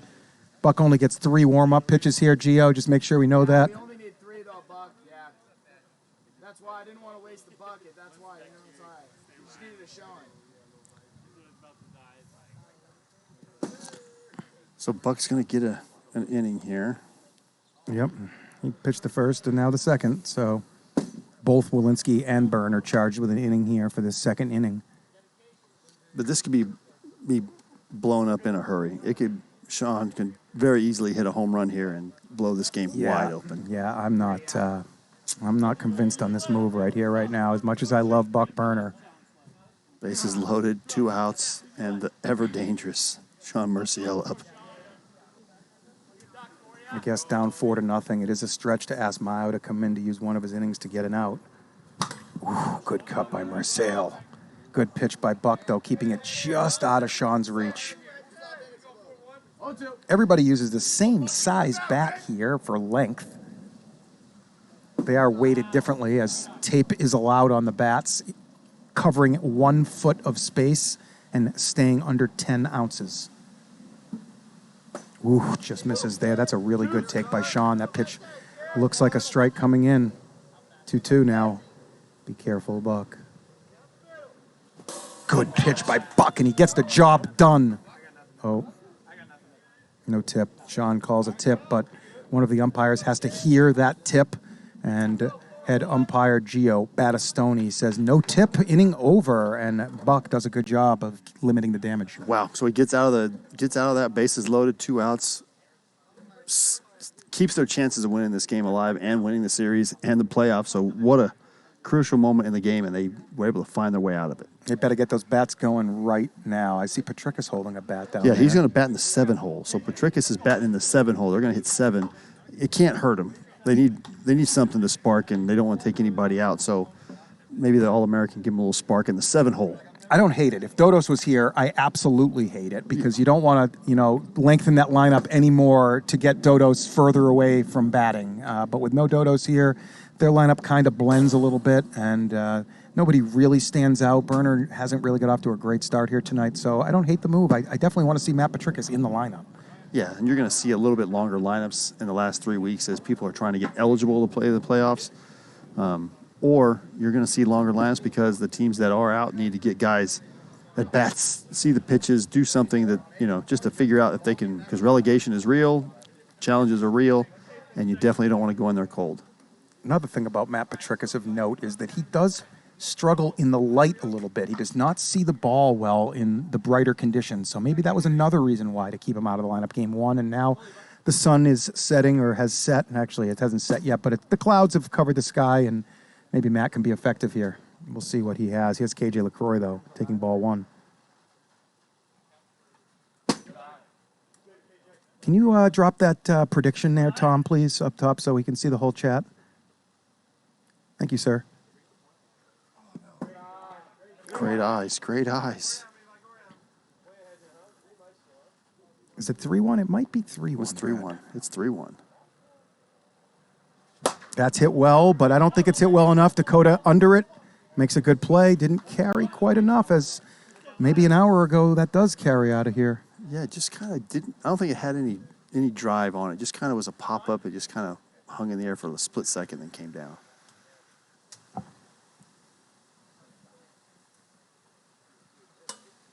Beautiful pitch by Levi. Slider to that top bar. Freezes Walensky.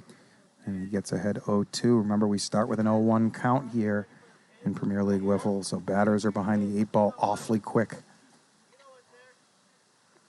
I don't like that pitch on 0-2, but I guess Tao didn't like it very much either. And he swings at a pretty poor pitch there. Well, I think they're looking at the body falling away and not the ball. Because if you just hit that right back up the middle, there's nobody there. You're right about that. He's out of position, and I don't understand. And he's falling in front of his best infielder. He is. He's falling in front of maybe the best infielder in the league, Brad. I'm not even sure it's in question anymore. Oh, what a dive. What a play. Good effort. Great effort by Dakota Pikovic out in left, but he just can't hang on to it. As you see there, that'll be a base hit.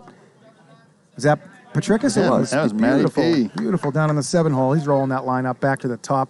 There is 2 outs. Here's James Perez. Hasn't really got it going with the bat yet tonight. Levi with a double pump and a low slider for ball 1. I'd love to see the Warbirds just be more aggressive. No more taking strike 1. Look up there to be hitting. It's yes, yes, no. It's not no, no, yes. Right at Stein. He drops it. That's going to create a double play opportunity, but there is 2 outs. So it'll just be an easy force out at second base. And Levi is through 2 clean innings here. And the Night Owls maintain this 4-0 lead and 1-0 series lead. Yeah, and they're going to be right to Levi. So they're going to go right from he goes right from the frying pan into the fire here. So Levi's the hottest guy going right now and hasn't made it out in a while. So they want to see him swinging the bat. And Matty Petricus has got 3 balls, but I don't know if I think he's just going to short. So Buck is going back out there for his third inning. Let's see if, as this game rolls on, if the Night Owls get a slightly bigger lead, if they save some Lawrence innings, because he's looked effective out there. They saved some Stein innings from game 1, and maybe if they can get a couple more here, they go to, their 3 or 4 pitcher and see what he has. Yeah, go to Lohman, get Lohman a couple of innings to see when he comes in as a game 3 starter, if he can find it early. You kind of like giving that guy a little pseudo warm-up. Yeah, Lohman, very different type of lefty than Levi as well. Lives with that slurve, and he throws about 5 versions of that slider, slurve, curve. And he's been really tough to square up this year. And, Kyle was my good friend, was on my team all season long. And he mentioned many times, I should just throw 100% sliders, because it seems like every time he tries to do something different, he gets beat. So, but we got Buck back out there here. Well, you want to throw pitches in the pan, make him swing. There we go. Ball help coming. There we go. Responsible for throwing your own balls out there now. This is the seniors version there, Darth Al Fad. This is the seniors version. Most guys out here are in between 25 and 50. Pretty much the age gap out here. A couple of 20, 21-year-old studs out here still. But most guys are around 30-ish, a little older. I mean, our average team age was like 38 and a half. Your average team age was like 39 and a half coming into the season. Yeah, we got older when we traded for Trench. We got older. We've gotten a little younger as we Kiefer McClendon has come on over.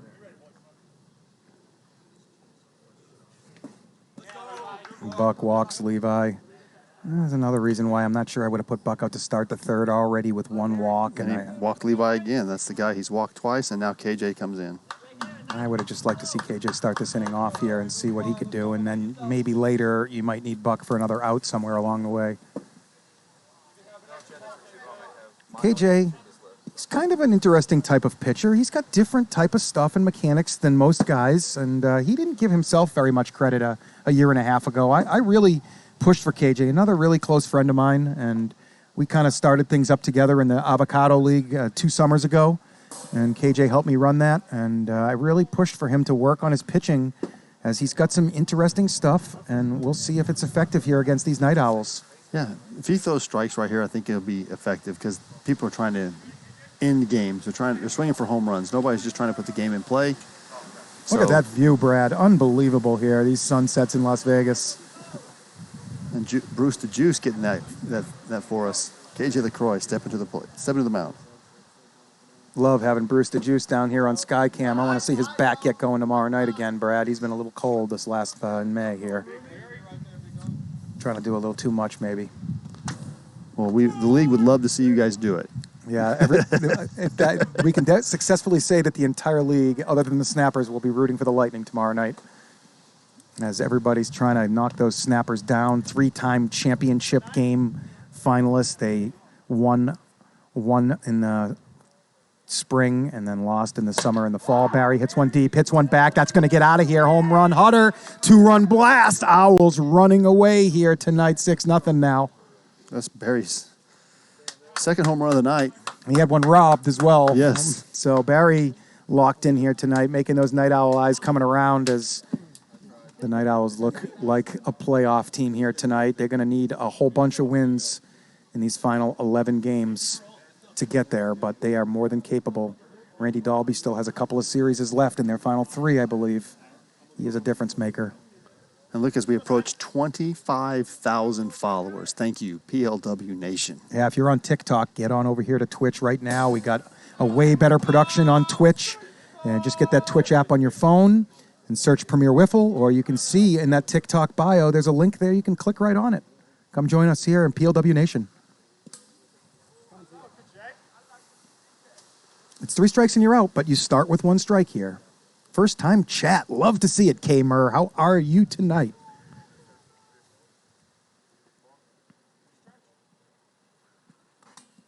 KJ not really locating that screwball as of right now.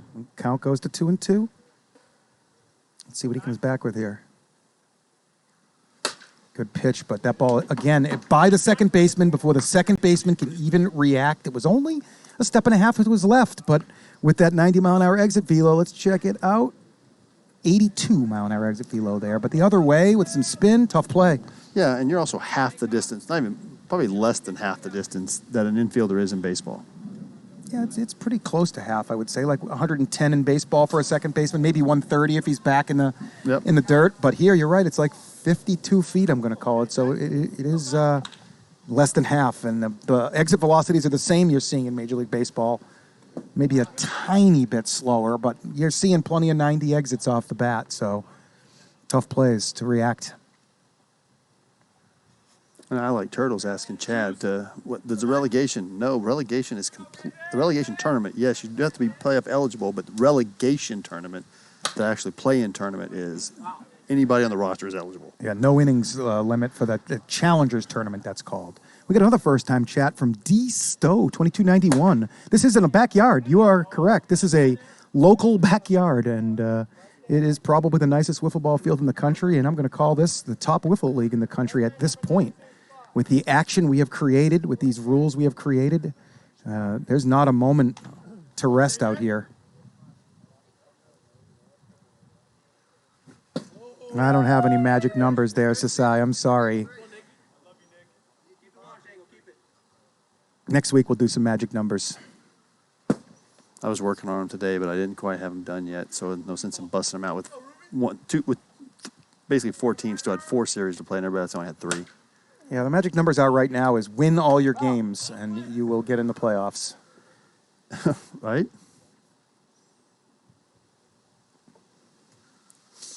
I thought 28 wins would get you to the playoffs at the beginning of the season. So I think we got a lot of teams chasing 28 wins. Davila pinch hit for Christie back in the second. His second plate appearance of the night. Now we have a full count. Stein on second, 1 out. He lobs one in there. Nick unable to square it, though. Let's see if he comes back with another cookie. If he does, I have a feeling Nick might hit this over the container. Oh, he chases ball 4. No, there's no force play there, but Petricus, very aware of what is going on, makes that play home in under 5 seconds for the out. James Perez gives Matty a little prop there for being a little more aware than he was on that play. Yeah, so basically anybody can sign up to play in this Challengers tournament. It's probably best to be a local team because it gets quite expensive to bring guys in from out of town. Play every night of the week. Yeah, the flights aren't getting any cheaper right now. Sean, much better discipline over this past month here at the plate, really not chasing many bad pitches. Recognizes strike, takes a good cut, but KJ sneaks it past him at 51, and we're 1-2. Up over 400 viewers here now. Once again, TikTok. If you're on TikTok, get on over to Twitch. Oh, sounded what like a screwball, 49. Kisses the outside bar, and KJ gives up a couple runs there. No, did he? Yeah, 2 runs. Yeah, 2 runs. 2 runs, home. making it 6-0. And the Night Owls looking really strong here tonight in Game 2, looking for this sweep to get themselves to 1 game out of that playoff race with 9 to play. Wow, that would really make it the cheese gets a little more binding. To quote somebody from ESPN, you're going to have 4 teams within 1 game of each other. Yeah, Brad, that puts a lot of pressure on your legends as well, as you'll have 3 different teams 1 game behind you chasing. Going to force you guys to, kind of go 6-3 to finish it off. If you want to get in, 5-4 maybe could do it, but it's going to be tough. Some of these teams are really heating up. Yeah, some of these teams are heating up. Some are cooling off. Attendance now with school year being over, a lot of teachers, a lot of families going on vacations, a lot of professional gamblers here in town. We got big poker tournaments coming. You got literally just jobs in general are going to make attendance an issue. So full attendance is critical, and winning each series is critical. As the weather heats up in Las Vegas, so does Las Vegas. Summertime is pretty wild out here. And here is Buck Burner. Hits one hard, and hard enough to get it past Zoe down the line to the wall. Buck has his first hit of the night, and it's a double to lead off the 3rd. They needed that in the worst way. They did. Without Buck going here tonight, the Warbirds don't have a very good chance. Buck had Player of the Week 2 weeks ago. I believe. Maybe it was 2 or 3 weeks ago. He was player of the week with an absolutely mammoth 7-home run week. And he's hoping to keep that momentum going through the rest of the night. Here's Maio. Maio hit a home run back in game 1. He might have hit 2 home runs in game 1, actually. I think he did. Yeah, he was a monster that night. I was here for that as well. Ooh, that's a good slider. Maio way behind it, 57.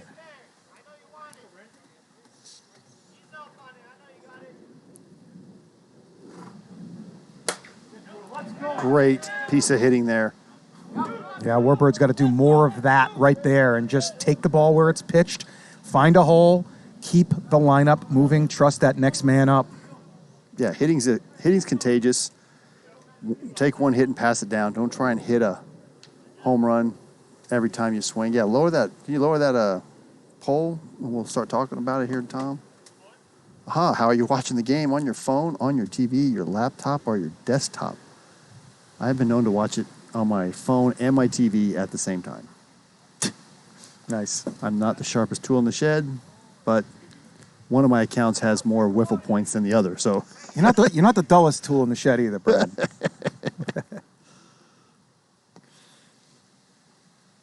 Levi with a long pause and delivery. I feel like when he does that type of stuff, he does not throw many strikes. yeah.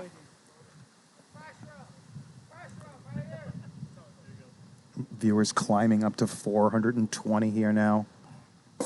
Beautiful 12-6 from Levi. Maddie not ready for that pitch there. Big time change up. Evens the count 2-2. If you're on TikTok, one more reach out. Get over to Twitch to watch these games. Premier Wiffle on Twitch. There goes the TikTok. And you see Levi go with that triple pump. Batter can immediately ask for time, and the umpire grants it to him. I'm not sure Maddie's the biggest fan of Levi either, Brad.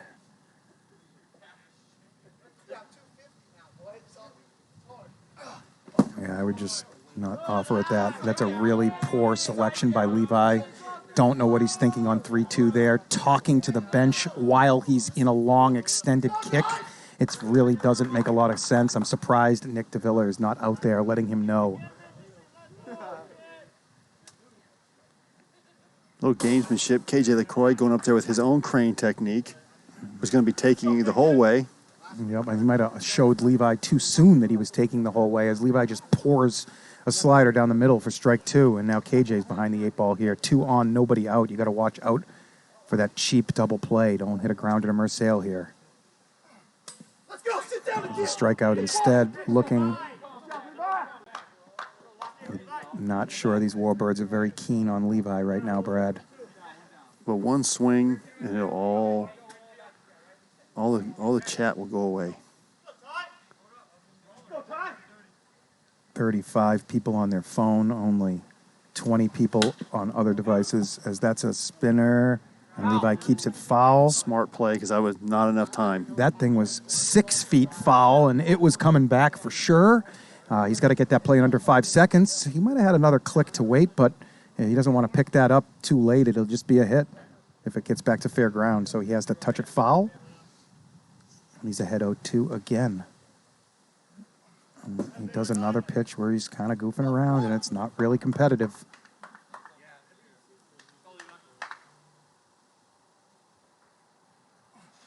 Good take, Tyler. He's chased that high one a couple times. Was a little quick for him to chase there. 1 mile per hour over only. 2-2. Stop that one. Jay out there spinning donuts. I gotta make sure you're still here.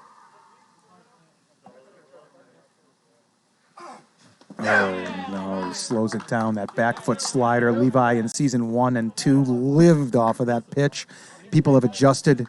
Their eye has gotten better, and that pitch has been less effective, but Tyler still not the best plate discipline up there. That's hit hard. Zoe with an absolutely gorgeous, gorgeous play once again to get down. He used his hands on the ground there, Brad, and he is really making a push for Gold Glove this season. He has played spectacular. A guy, again, who you look at the stats, you're going, this guy doesn't play. He's not. He's a huge cog on their ascent in the standings. No Zoe at third, no Sean Merciel. I mean, you could argue they have one of the top 3 left sides in the infield right now. I mean, I'm going to say it's number 1. I mean, Zoe is an absolute beast there, and Merciel's the best shortstop in this league. And I don't. Hicks has got an argument, but Hicks does not have the range Merciel has, and he's had a little bit of a tough season right now. Justin Hicks, certainly the potential to be the best shortstop in this league, but as of right this second, I got to put Sean Merciel there. And Zoe might be the best third baseman in the league if he can use his hands like that on the ground. Trench, GK, and Hollis, and Zoe are the 4 premier third basemen here. Yeah, absolutely, for sure. And then you got your team, and all those guys are teamed up with a really good shortstop, so they make that left side really dominant. Yeah, they really do. And Zoe and Marcel are going to be tough to squeeze one through this game. And it's a 6-1 game. Warbirds get 1 run, trying to get back in it here. They still got 9 outs to work with, top 4. KJ back out to the mound for his second inning of work. Levi going to lead off. Screwball, good take. KJ really working that screwball hard here.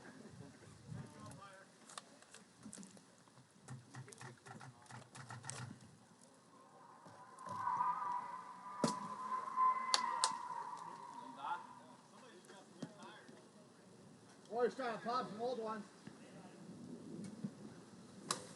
Good pitch by KJ there, finds the zone. Choose. I'm not sure Levi's seen KJ too many times in his career. Yeah, I mean, KJ was, if you played in seasons 0 and 1, you got him for sure. You got to see a lot of KJ, but not a whole lot the last couple. I'm not even sure KJ threw 15 innings in season 1. I know we got to see him on the Legends. We saw him a couple of times when we were the Tomahawks. Tomahawks. Night Owls used to be the Calicos in season 1, and Levi's walked at least 3 times tonight. Exactly, 3 times in this game. He got 3 home runs in game 1, 3 walks in game 2. I mean, I hate to say it, though, but what a hell of a player this kid's turning into out here. If he just takes it serious, he's going to be a threat. I'm not sure he can do so, but we'll see. Oh, that's... Nope. Almost in the bucket, though. Almost in the bucket.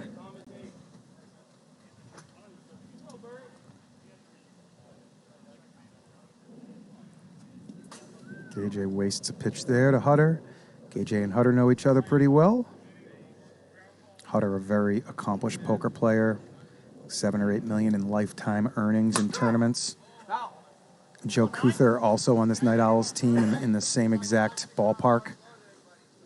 Kuther, I don't see him here tonight. Is he? No Kuther here tonight. That's the dreaded dribbler. Yep. KJ jumps all over it, makes the play, but that's going to move Levi up to second base, as when you throw to the backstop, you're throwing the batter out at first base, so Levi forced to advance to second on that play.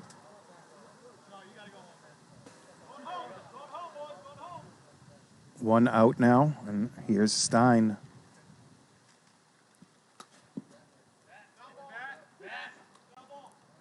What do you got? You got anything there, Cody? Sounded like that, but I'm gonna go no. But hand is part of the bat.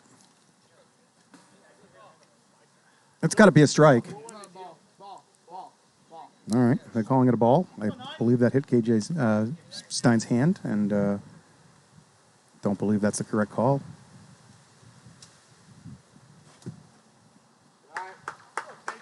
He even put his hand up and said it hit my hand. So Yeah. he called the strike on himself. Somehow they don't get it. And now KJ's down 3-1 because of it. No, not only when swinging. Your hand is part of the bat. If it hits that hand, it's a foul ball. Stein rips one out to Tyler. That thing had some whip on it, as we've seen pretty much everything Stein hit tonight have whip on it. It's a triple off the container. If Tyler can't catch it, I'm not sure many people can out there. Yeah, it was started on his left side or his right side and went to his left side in midair. So, like, he literally... That's a cycle of this game? Yeah, he had a cycle in 4 at-bats. Wow. Yeah, you say I'm not umpiring, PLW fan, but I'm the one that has to deal with the chat tomorrow when I get the picture sent to me of the ball hitting his hand and why this wasn't called. So just got to get these calls right out here. And now the winds have really picked up. Frito, welcome back. Frito breath. 1-2 pitch. LaCroix to Lohman. Slider. Look for Stein to be sneaky here. Try and get a quick tag up with only the one out. Lohman swings through. Somewhat of a change up there. And on the inside, KJ gets a second out here. If he can get out of this with only one run, he's given the Warbirds every opportunity to win this game. 56, what a great pitch. KJ looking good out there. I love to see this. See if he can really dial it in here and finish this game, save his 2 aces, their innings for the game 3, so maybe they can salvage a game here tonight. Good pitch by KJ. He's really throwing darts at these corners right now. Hitting those Stein-like baseball card spots on the zone.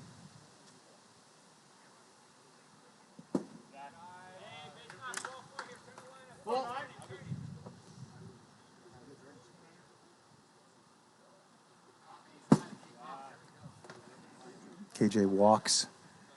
DeViller, it's his second walk. Oh, and here comes Matty Levine. We haven't seen him on the mound in a few months here right now, Brad. So yeah, just throws strikes, throws basically the same pitch over and over again, the same slider over and over again. If he can find the release point, keep it in the zone, he can get out of this inning. There's already 2 outs. He just needs to get one. No sense in burning an inning when you're down 7-1 with. You don't want to burn a Maio inning. You don't want to burn a Petricus inning. So might as well just. This is probably the Warbirds' 7 pitcher right here. I'm going to say KJ's ahead of him. I think Matty Levine is a slightly better pitcher than Buck Burner still. But as you said, he doesn't have a large repertoire. But if he can find that release point, he can give them, 4 to 8 outs before the other team kind of locks into him. Yep. Good little move. He should be a strike thrower. Matty was the best pitcher in the Avocado League back 2 summers ago down in Double-A. He was extremely effective. But once hitters started really developing out here, that slider became a lot less effective. Yes. Everybody has a slider at this point. But Matty's got a good one. He really does have a good one. He's got a lot of spin on it. Let's see what he's got here. Very curious to see this. That one didn't slide as much as his warm-up pitches did. Once the bright lights are on, everything gets a little tougher. It's just a straight ball there.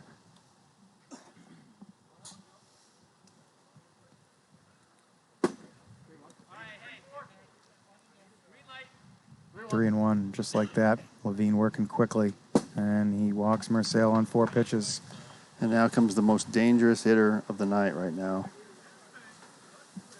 And if he gets a home run here, grand slam, he will have a cycle for the grand slams. He will hit a grand slam, a 3-run, a 2-run, and a solo.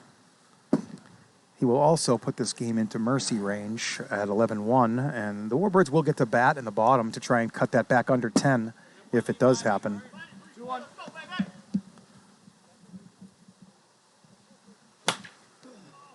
The relegation tournament has 2 teams, that's all, in the Challengers tournament. The 10th place team and the loser of the 7-8-9 series. Those 2 teams have to earn their spot back into the league.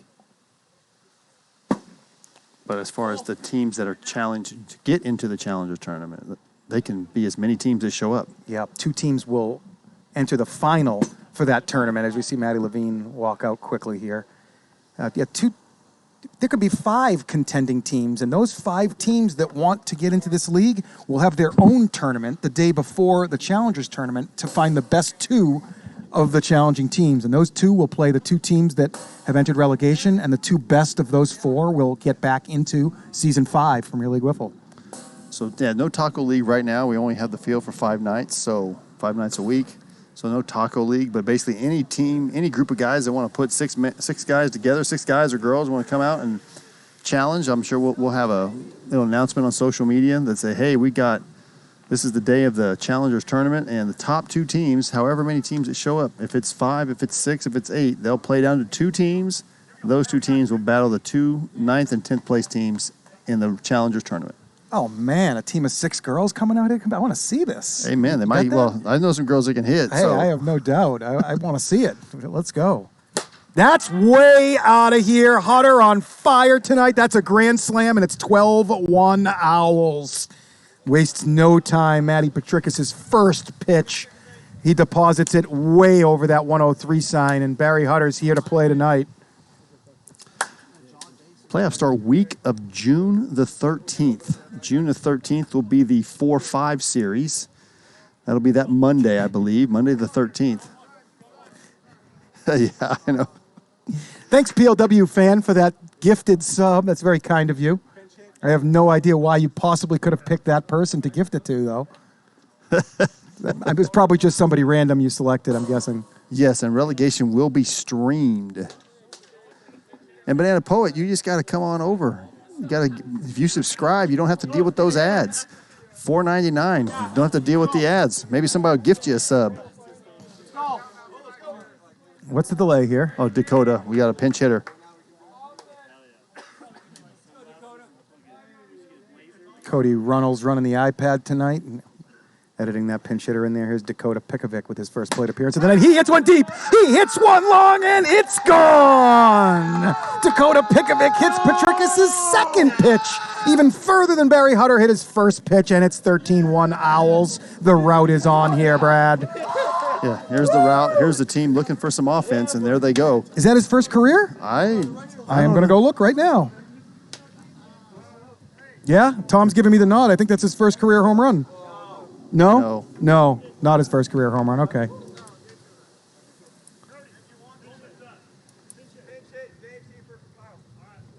And now Dave Seifert will pinch hit for Kyle Lohman. Oh, so he pinch hit for Stein.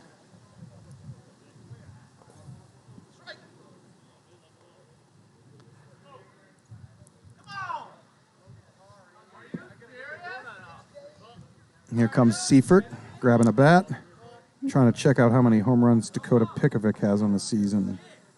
That is his second career PLW home run, third career RBI. There's Dave Seifert. He's a little sneaky up at the plate. He's very good getting his bat on the ball. Not a lot of pop. Swings through that one, though. Not getting cheated. Swinging for the downs here. He might as well get on the home run parade. Everybody else has got one. You might as well. 2 more runs by the Owls here, and this game's over immediately. Has 15 runs any time, walks the game off instantly. But the Warbirds are going to need a 3 spot right now to play a 5th inning. They're going to have to cut this under 10. If it remains 13-3 or less after 4, the game will end. Good piece by Seifert there. Brad almost able to catch it, but a little low. Dave, the master of the defensive swing out here. It looks like he's almost playing defense sometimes with the bat. 66 from Petrikis. I like it, but Dave notices it's a little quick there. 3-2 pitch. Seifert hits one hard. It's down the line, and Matty Levine dives and knocks it out of play, and the winning run comes to the plate. That's going to be a single and a nothing. Yeah, it's just a single and an advanced base. Now Alonso Valencia going to grab a bat and hit for Davila. And guess what? Valencia has a lot of power, and he can end this game right this second. He is a riser hitter for sure.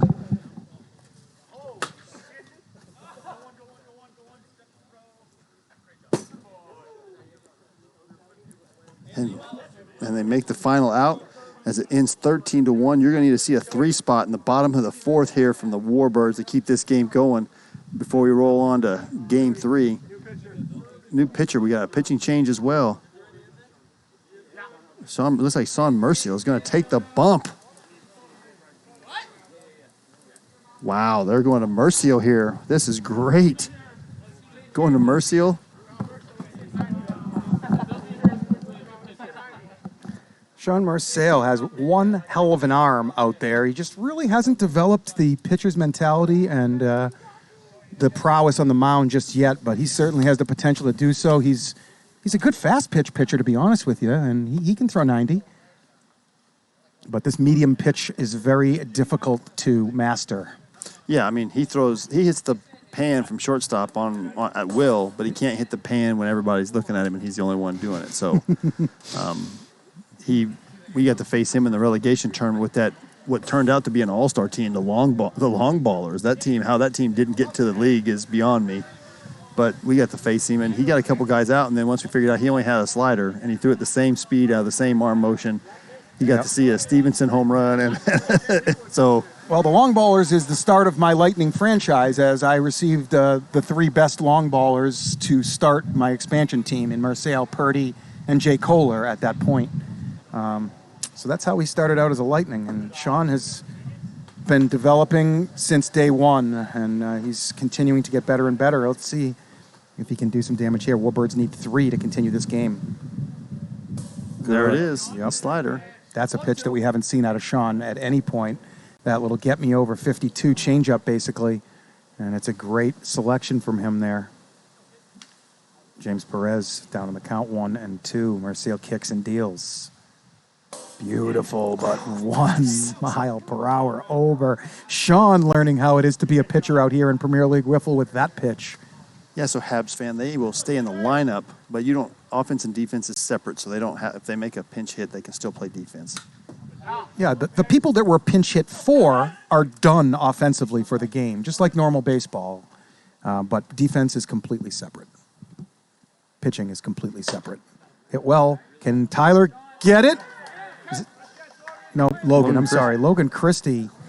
He was a good Gold Glove opportunity last year in Season 3. He kind of got snubbed a little bit, and then he had shoulder surgery. He's just getting back. That's the first time I think we've seen him dive since he's been back from shoulder surgery. And that was a great play there. It didn't look like he was going to catch it, but he did. I don't like seeing him dive on that bad shoulder. Yeah, not up 13-1, Brad. Good little slider. Marcel finds something with that pitch. Buck wide-eyed after that one, and he finds himself down 0-2.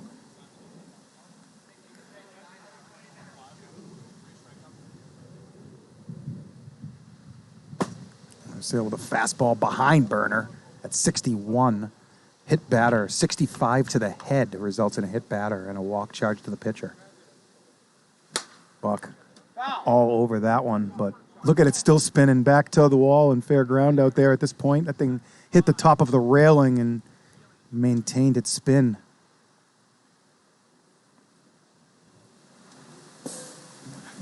And my man in the booth here is tied for the all-time league lead in hit batsmen.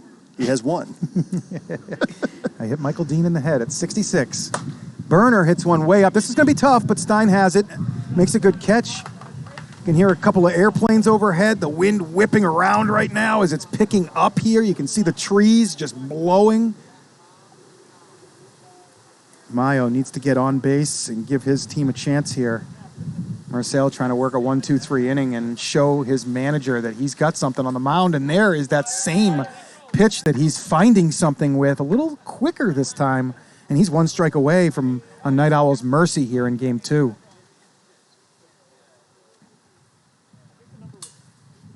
Comes in a little hot. I think he's got to get that hot a little more under control. You can kind of see him winding up a little harder. So yeah. It's clear to the batter even before the pitch is released that it's probably going to be over the speed limit. That's hit deep. Maio not going to get out here. What a shot by Brandon Maio.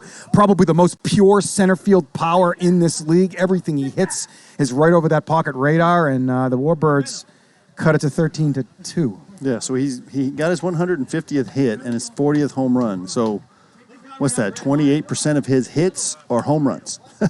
He is a fly ball hitter for sure. He is a kind of a hot-cold kind of guy. Marcel, no skin off his back, up this many runs, just throw some strikes. He's still got 1 more run to work with, and he throws that exact same pitch he's led off all 4 batters with, and he has found something there. Let's see what he comes back with here. He's trying to throw some type of drop, but he hasn't really located it yet. Goes with a step across, ball 1. Yeah, if nobody ever does a step across again, I think that'll be a plus. Yeah, let's save that for Mateo. But that hasn't worked for him really well this season either. Good pitch. Marcel gets out of it. Warbirds go down 13-2, Game 2, 10-run mercy. Tough night for the Warbirds. You could kind of see this coming. Yeah, so they're going to put all their eggs in one basket. They're going to try to win Game 3 with Matty Petrikis, I'm sure, starting, and they're going to take their chances they got Maio with his innings, and they're going to go right to it, see if they can steal Game 3 here and keep their playoff hopes alive. Yeah, they did it last week. The Night Owls got the first two. Warbirds found Game 3 7-1. So the Night Owls come back in and put their stamp on this series for the season, up 4-1 over these Warbirds. We have one more game coming up next, so don't go anywhere.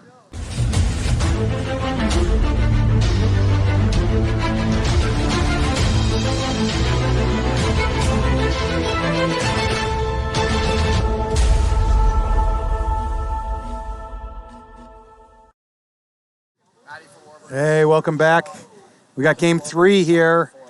13-2 Mercy, and game number 2 for the Night Owls. They take a 2-0 series lead. Who do we got on the bump, Brad? Matty Levine and Sean Mercial. Wow, never would have expected that would be the pitching matchup for Game 3. Sean finding a little something there. I'm not sure he's going to be able to get away with that little get-me-over slide and a little slurve there. Every batter, we'll see how that develops. Matty Levine walk on like 9 pitches, so they're going to give him another shot. We'll see how that pans out here. So, yeah, but both teams have their best pitchers have innings to waste, so they only need to get through the first 2 or 3 innings, and then they can go to more recognizable names.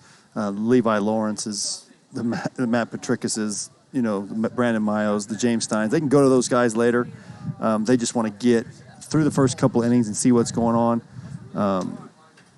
And see, again, just trying. The Warbirds need to steal a win here. Who are the Night Owls overlooking here for this start by giving it to the Warbirds? Lohman. Lohman. The Night Owls are overlooking to give the start. No, it's Petrikis. It's not Matty Levine. There's no chance Matty Levine was starting. That didn't make much sense. Petrikis has got the balls as he should. A little bit of a wrong information there. Sorry about that. That's my fault when there's 2 Matties. Yeah, well, we don't call Matt Petrikis Matty. Matty Levine goes by Matty. Yeah. So that's a little bit of a oversight there, but Petrikis gave up a couple of quick home runs in that last inning there, so let's see if he can settle down and find something. Maio still 3 innings available for this game. Look to get him back out there, pretty early. Get your WIFFLE points in. Looks like we got about a 2-1, 2.5-1. Night Owls minus 3.5. I like the Warbirds plus 3.5 here. I just think they're going to find a little bit of offense. They might get to Sean early, and in this wind, get a couple guys on base. They just haven't put anything together. They haven't strung anything together. Look for them to string something together here and get a couple of runs and maybe steal this game. Yeah, I love it. Plus 3.5 Warbirds. I love it. I think that's a great bet here. It's tough to sweep out here, and again, they're going with a new pitcher, and Matty Petrikis has got a lot of experience. Brandon Maio is able to back him up here. Warbirds plus 3.5. Let's lock that up. I'm going to go make a bet myself, my first bet of the night here. Do it. Well, now look at that. I say something, and now it's back to even money. Oh, here we go. Oh, yeah. Plus 3.5. I'm betting my biggest bet of the season. I'm going to bet $23,840. That's the bet. $23,840 on the Warbirds. Oh, wow. Going on. That's a big number. And you just changed the line, sir. Yep. There it is. It just hit. Yep.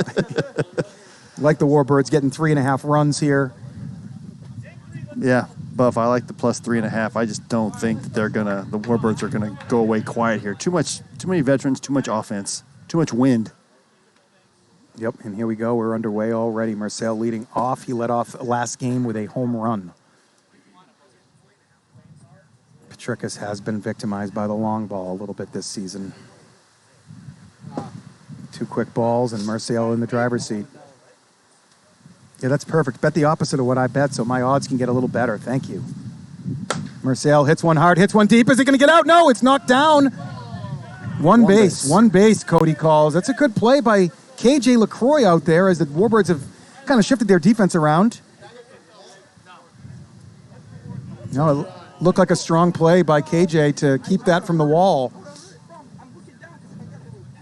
It's a single. Cody Runnels, first base umpire, makes the call right away, 1 base. Double play in order here. Levi not really a double play candidate, although he has hit a couple double fly ground balls. That one's not a ground ball. It's gone. Carries right out of here. Tyler in perfect position, just floated over his head. And Levi Lawrence is on fire. Player of the week candidate right now. I'm not sure if anybody's had this good of a week. He's got 4 home runs now. 4 home runs, 3 in the first, and I think he was on base every time in the last game. Yes, walked 4 times with 1 single. He was 1 for 1 with 4 walks. Wow, he is having a night for himself out here. And here's Barry Hutter, who also has 3 home runs tonight, I believe, and he had 1 robbed as well. Hutter not offering at many balls this season, really dialed in on the strike zone. Oh, look at this. I got to put some more money on this. The Warbirds are plus money again. The money has come in on the Owls. Warbirds plus 3.5. Oh, yeah, that's because they just hit a 2-run home run. That makes sense. Huh? Yep. November tournament. That would have to come from at Premier Wiffle. I do not know anything about a November tournament. I know there is one scheduled, but I don't know what dates, when, or where.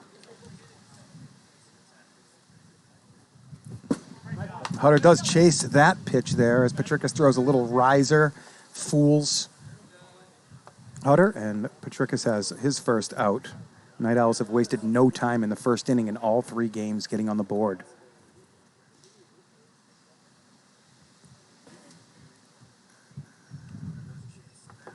James Stein steps in the box and swings at a ball himself, falling down. Little drop from Petrickas. Petrickas doesn't throw a lot of drops. I think he might have tricked Stein with that pitch. Didn't trick him with that pitch, though, as that one's going to fly way out of here. And Stein has his 2nd home run of the night, and the Night Owls once again put a 3 spot up in the first. Ball flying out of Hideaway Field right now off these Night Owls bats. They probably have about 10 homers tonight, maybe more. 3 for Hutter, 2 for Stein, 4 for Levi. There's 9 right there.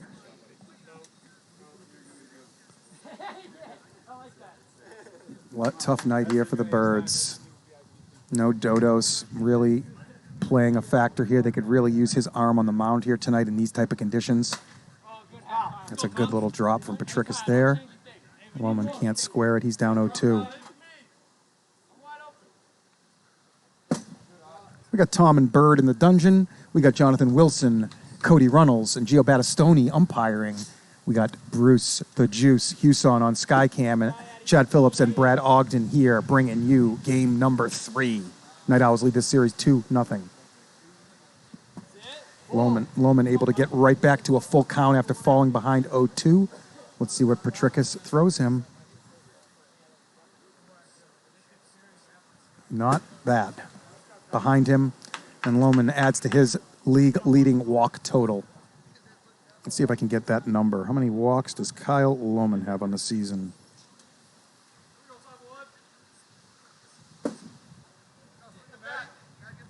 Gotta be pushing 40. Oh, my picture's cut off just barely on the bottom there. I can't see. I think he's pushing 40. That sounds about right.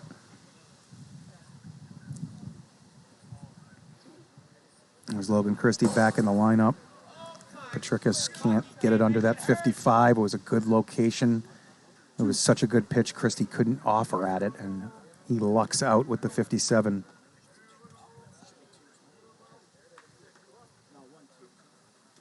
Good take there by Christie. Evens the count at 2s. That's hit hard, but right at Burner at shortstop. 2nd out of the inning. Line up back to the top here. Nope. Actually, we're going to go to the 6 hole first. No. No, this is it. This is. Yep. 3 in, 1 on, 2 out. That's 6. So we're back to the top here. And Sean Marcel, he got on base to start this game off and scored on the home run by Levi.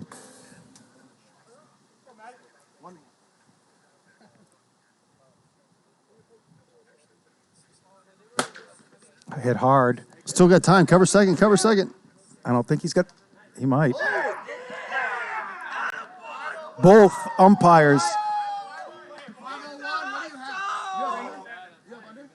497, 497, 501. We have 3 clocks, 3 timepieces here. The 3 times are averaged together. So that time would be 14.95 total, under 15 seconds. Creating an out. What a play. Once the infielder touches the ball stays active for an infielder. If an outfielder touched that, it's dead. But you saw the infielder sprint out, get it, and get the force out at second. Great play. Yeah. Yeah, what a great play. I mean, you see the veteran teams do that like 5 seconds is an eternity.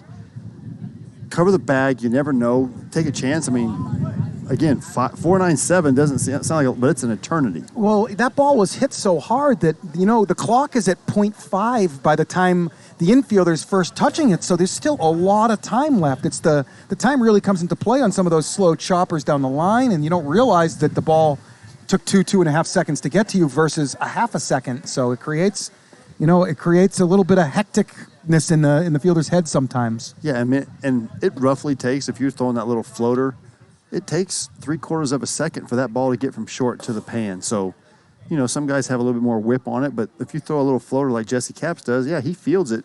But if he doesn't field it by 4 seconds, it's really pushing it for him to get there in 5. Yeah, correct. That's correct. Even with that double play, you want to have that ball caught at second and coming, catch it 4-8, release it at 3-8, release it by 4-2, 4-3, and you got a chance to get that out. If any longer than that, it's going to be over the time limit. Here's Sean Marcel making his first career PLW start, I'm pretty sure. We're going with Buck Burner. They dropped Perez out of the lineup, or at least took him down, so. That makes sense. Perez has struggled a little. Burner started to find it at the end of last game. Knows Sean very well. Sean was a Warbird for most of this season. That's hit extremely hard by Buck Burner, and he leads off this game with a double. Don't fret, Warbirds bettors. These Warbirds are going to get a few runs this game, I feel. Although Stein has plenty of innings left. Levi has plenty of innings left. Levi only threw 3 innings last game and 2 in game 1. So Levi has 4 left. Stein has 5 left. That same little get-me-over slider. Easy play there. Maio a little out in front off the end of the bat. Fast and furious here in Premier League Wiffle. Here's Perez. They just kind of bumped him down to the 3 hole, it looks like. They had to change something, the Warbirds. They had to make some type of lineup change. They couldn't just run that same lineup back out again. No, if it had scored 15 runs, you run it out there again. But when you don't score any runs, you got to. Let's see if we can grab a couple of TikTokers. Hey, TikTok, what's going on? Why don't you come on over to Twitch and check out the end of the evening here. We got a great broadcast for you. Hard hit ball right there by Perez, but Stein all over it. Knocks it down, picks it up, makes a great throw home, and there's 2 outs. Twitch, Premier League Wiffle. Come on, TikTok, get on over to Twitch and check out this production. We got about 10 people. First-time chat tonight, all amazed at this production. You will be too. Guy on second and 2 outs. Here's Levine. They could really use a base hit here to get a little bit of momentum, get on the board here. Same first pitch again, Brad. Yeah, once you figure it out, and again, this is a veteran team, the Warbirds, it's his second inning is where I think the offense will shine if he's still out there. A little bit of a riser there with that slide, and Levine a little bit underneath it. Tips it, fouls it back, 1-2. What's up there, Bread Bard? Bread Bard? How you doing, Bread Bard? Great to have you here, Premier League Wiffle. Levine hits that one. Stein drops it, has to come home with it, but that won't be a problem. And Marcel works another scoreless inning, and maybe the Night Owls are finding a little bit of a 4 or 5 starter here, and they've needed it because when their Dalby and Stein don't come to town, the whole dynamic changes for them. Yeah, they're a playoff team, championship contender with them. Without them, they're relegation fodder. They've shown themselves as one of the worst teams in this league without them. As we stated before this broadcast, Night Owls have the worst run differential in this league. They're like minus 77 or something like that.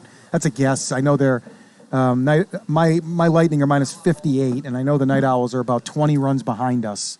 Now, Warbirds were also minus 58 coming into tonight. So the 4 teams that are at the bottom are all minus, and all the other 6 teams are plus runs this season. Yeah, you can just you can go to iStandings, hit exclamation point standings, and you'll come up, and the standings will pop up, and you can click on that link, and you can see run differential. You can see wins and loss records.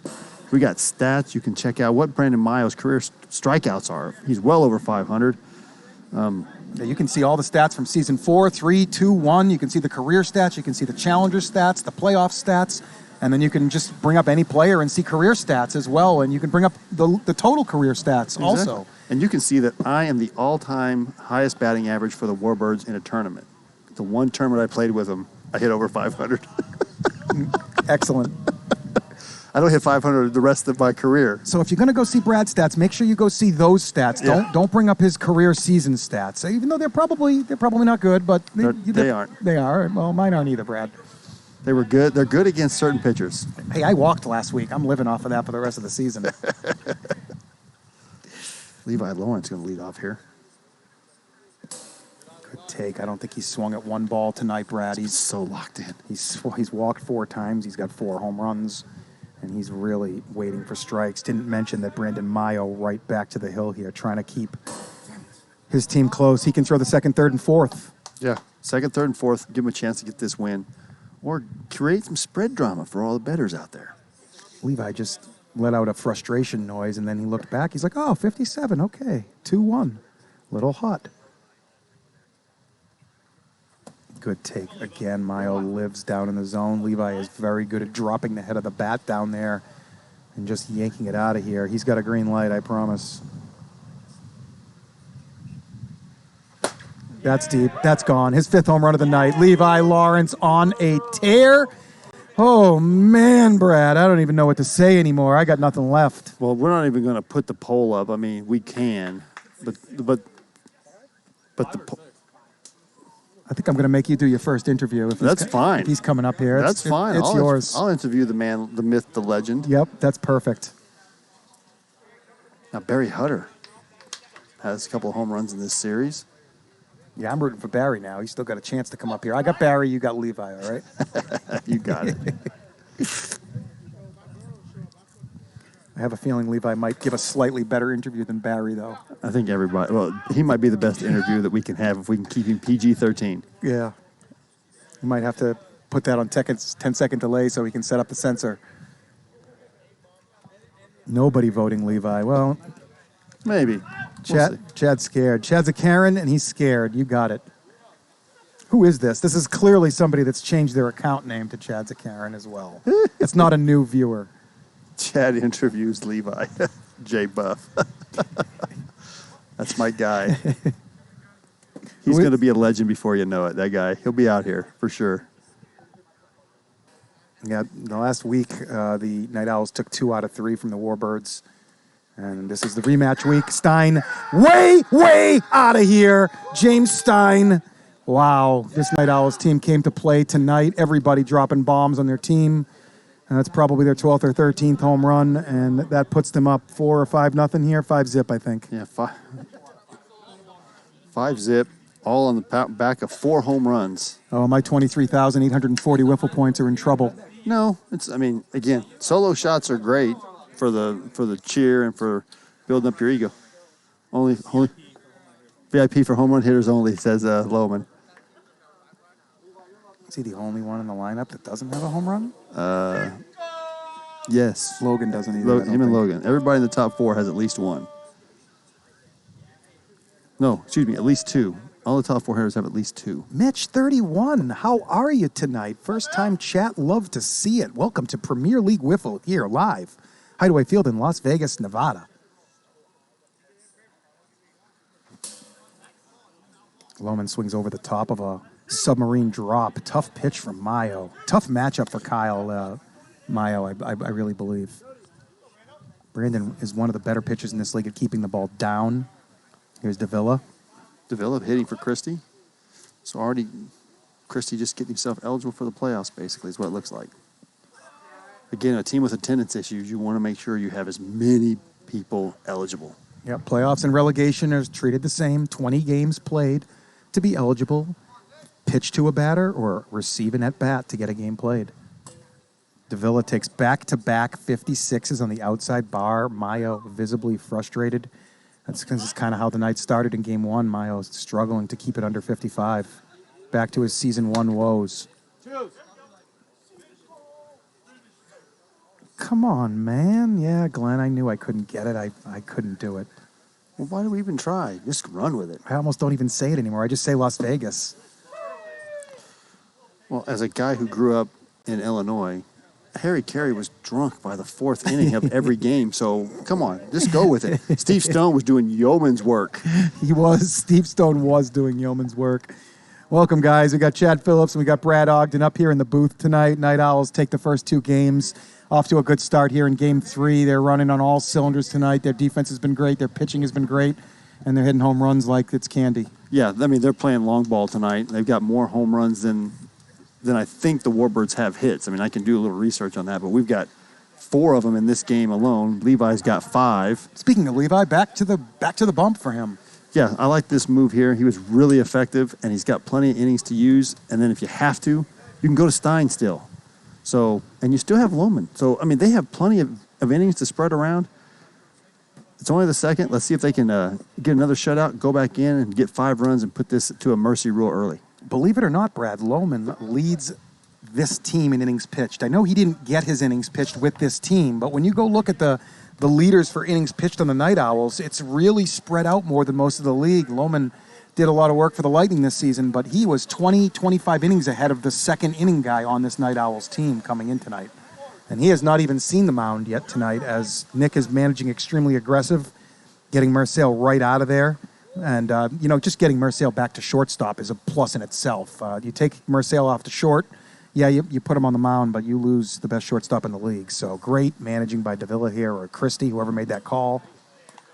Absolutely. Here's KJ. Jake, I am wearing the precursor. This is the original. These are the OG Legends. Season 1, we were the Tomahawks. Okay, Nick's not managing. Logan's managing. But I'm sure Nick and Logan are having conversations about stuff, and they've been sitting next to each other down there all game. I'm sure Nick has a slight amount of input on how they're going to go about things. But yeah, Logan Christie is the manager of this Night Owls team. Just a bit high.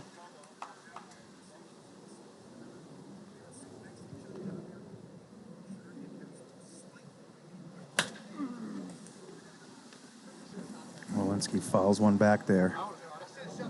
I would have caught it. Levi trying that back foot pitch to Tyler. I'd go up and away with something a little quicker, and I think you can get a chase here. Tyler's got to get on base here and get something started for these Warbirds. He doesn't and have that's to get going on to do base. it. That's gone. Levi leads one up a little bit, and Levi and Tyler, as I mentioned earlier, good buddies. Tyler gives him the little googly eyes, and Warbirds on the board, 5-1. Back a little closer to covering this spread of 3.5 here. It's just too much wind. It's too much pop. I still think 3.5 is a good bet. I mean, I'll take my chances with 3.5. But then I'll be like the white boy Rick who'll hate me, bench Trench, and we bench Brad. That's hit well. That might get out. No, top of the wall there. That's Patricus. That's his bread and butter zone there. When he's staying back like that and driving the ball the other way, he is an excellent hitter. And that's a triple. Yep. He's in position to tag up. We'll see if that comes into play. We haven't seen any base running yet tonight. The only base running you'll see is tagging up from third and trying to score. And you don't have a lot of powerful arms out there in the outfield, so I expect any fly ball that's caught is going to be a sac fly, because you've got Logan Christie, who can't really throw the ball, and Dakota out there probably wouldn't know to look at the holes.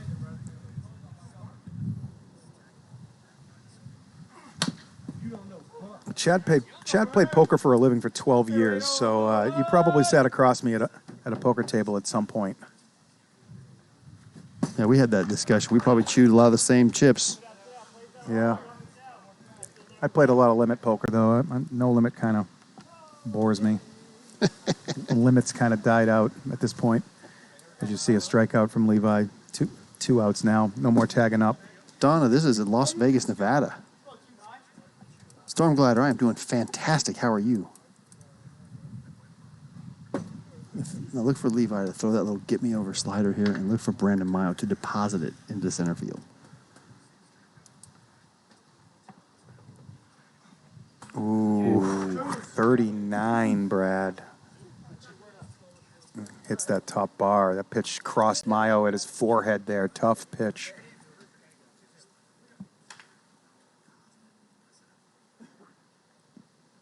Levi with a long double kick. And once again, when he does that type of stuff, he doesn't seem to throw many strikes.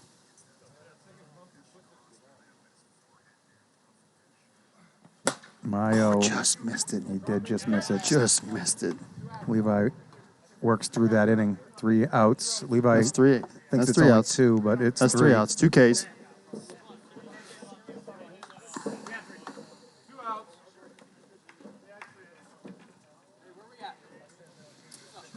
Whew. Top of the order. Night Owls can win this game. They move to 22 and 23 in a 3-way tie for 6th. Get in front of that camera, bud. Legends sit at 23 and 22 in 5th. And I believe the Vipers are 24 and 21 in 4th. Yes. The Snappers still to play tomorrow night. If the Snappers get swept somehow, then they would be 23 and 22. If they get one game, they'd be 24 and 21. And if they can handle the Lightning as they should tomorrow, then it looks like they'll be firmly entrenched into the playoffs. Yeah, I really think it's 5 teams or 4 teams playing for 2 spots. I think the top 3 are just going to be interchangeable at the end. I think it's going to be Vaders, in no particular order, Vaders, Snappers, and Ones finishing 1, 2, and 3, and then the Bombers, the Cajuns, these Night Owls, the Legends. I mean, the list goes on. Everybody else that's not in the bottom 2 is playing for 2 spots. Yep, that's right. And it's going to be the Bombers and the Cajuns and these Night Owls fighting you guys for that last spot, it looks like. It's really 4 teams for 1 spot if the Snappers handle their business tomorrow. I think the Snappers are in. I think it's still 3. But the Vipers, too. The Vipers only 1, and they don't have a tiebreaker against us. So they're 1 game ahead of us, but really it's only a half game ahead. If we have the same record as them, we would get in over them. That's right.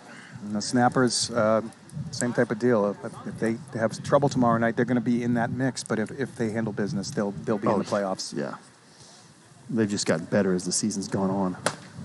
Maio off of his leg, kicks. That's Petrikis. He's got a hose. A little late. The ball kind of Fluttered on him. Yeah, it didn't. He threw a little riser and it kind of ran out of gas over the time limit. A few people got their hands on that one. Nobody could really grab it, and it's going to be probably a single, I'm going to say, for Sean, as I don't really see an error there. No, it was just a corkscrew, just a base hit. It's one of those infield ground balls, infield singles, Brett Butler style. That's a little old for some of these kids out there watching. They don't even know who Brett Butler is.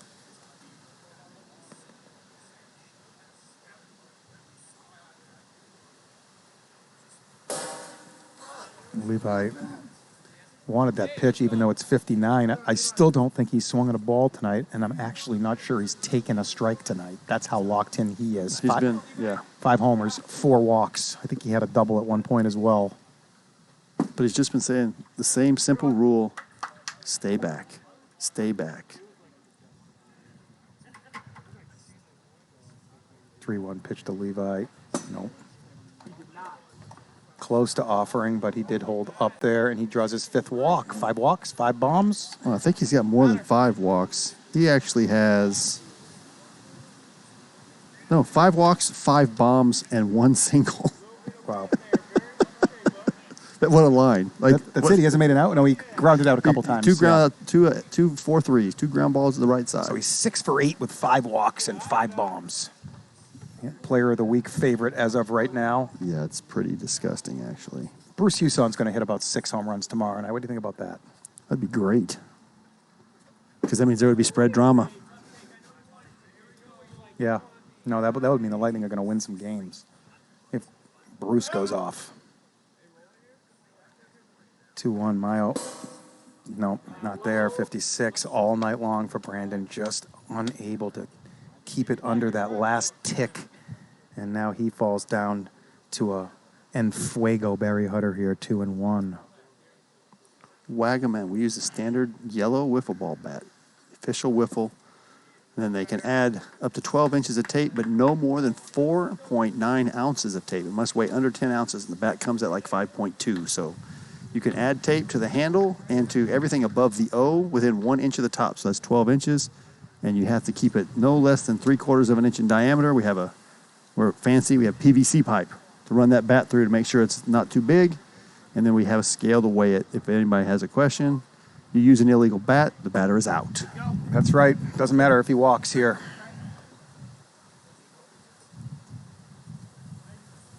Trick is going to grab the ball again. Miles done for the night. That was his 2nd walk. We won't see him back on the mound here again tonight. I believe Tyler's already walked out of this one as well. I know it was no. Sean Marcial was the only one that pitched. No, wrong team. Oh, Matt. Matt didn't walk out, so yeah, only Matt started the game, so they're ready to go. They still got their full complement of Matt innings.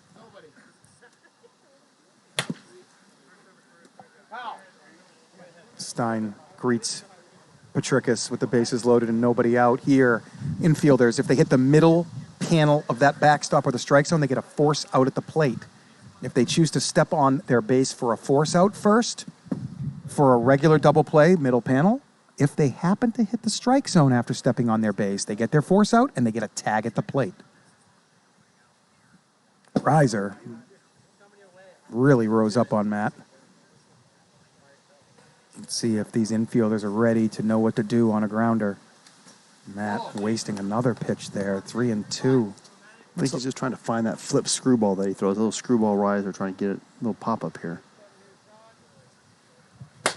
That's a rocket. It's not going to get to the wall. It's a single, though. A single scores. 2 runs. 2 right there. Hutter just advances to second, but the Night Owls are running away here, and it's 7-1. And Kyle's looking to join the party here. He's had a tough night. He has had a tough night right now. He knows Patricus well. This is a better matchup for him, I believe, than Maio. Look for Kyle to do some damage right here. Put this game away. Patricus has had some really bad outings this year, and he's had some really good outings this year. Some teams just see him well. That is a great, great pitch, but it's 56. That thing had some whip on it, and it had some screw on it, but just can't keep it under tonight. Pitchers having a little trouble here. A lot of 56s. Lohman hits a little spinner, and it's going to fall. Tyler can't get there. That probably was the center fielder's ball by the time it landed. It started out towards the left fielder. It just kept running away from him, and it's another single. Scores Hutter from second. Left side, so Stein remains at second, and it's 8-1. First and second, nobody out still. First five guys, reach here to start the third. Owls are on fire. They're going to get to 15 here, Brad. They might get here now. They might get here in this inning. Yep.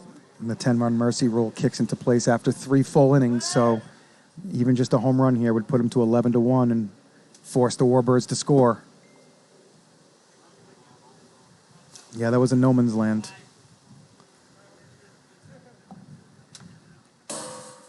57, nothing working for the Warbirds here. Everything hot. Evan, I did like 3.5 runs, but I'm losing my points too. Both of them. Yeah, my 23,000 going down. Change up at 40. It's a walk. They're loaded. 6 straight batters reach. They roll the entire lineup here in the third, and they're back to where they started here. Nope, they're going to pinch hit, it looks like. I bet you they're gonna add him to the bottom, I think. Yeah, that sounds like right. 7-hole here probably for Dakota. He hit a mammoth bomb in his plate appearance last game. And he hit another one. And that's even more mammoth. Way out of here, Dakota Pikovic. 12-1 Owls on absolute fire. Not much left to say.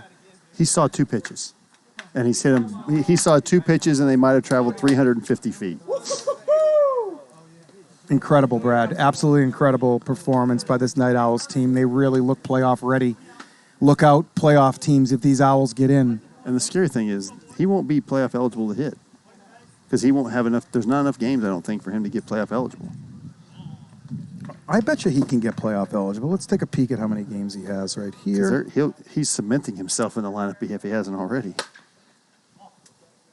He's only played 9 games. And he's got 2 tonight. He didn't play one? He didn't play one. So he's already... Oh, no, he's got to play every game for the rest of the season to get playoff eligible. This is his 11th game. They have 9 remaining.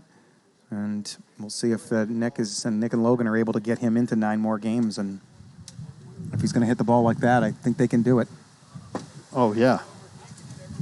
Well, 7 straight guys reach base. All 7 score here. Owls blow this wide open.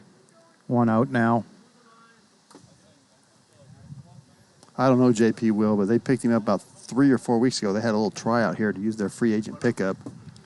And they picked him up in a little tryout that they had, and and trying to get him in the game ever since.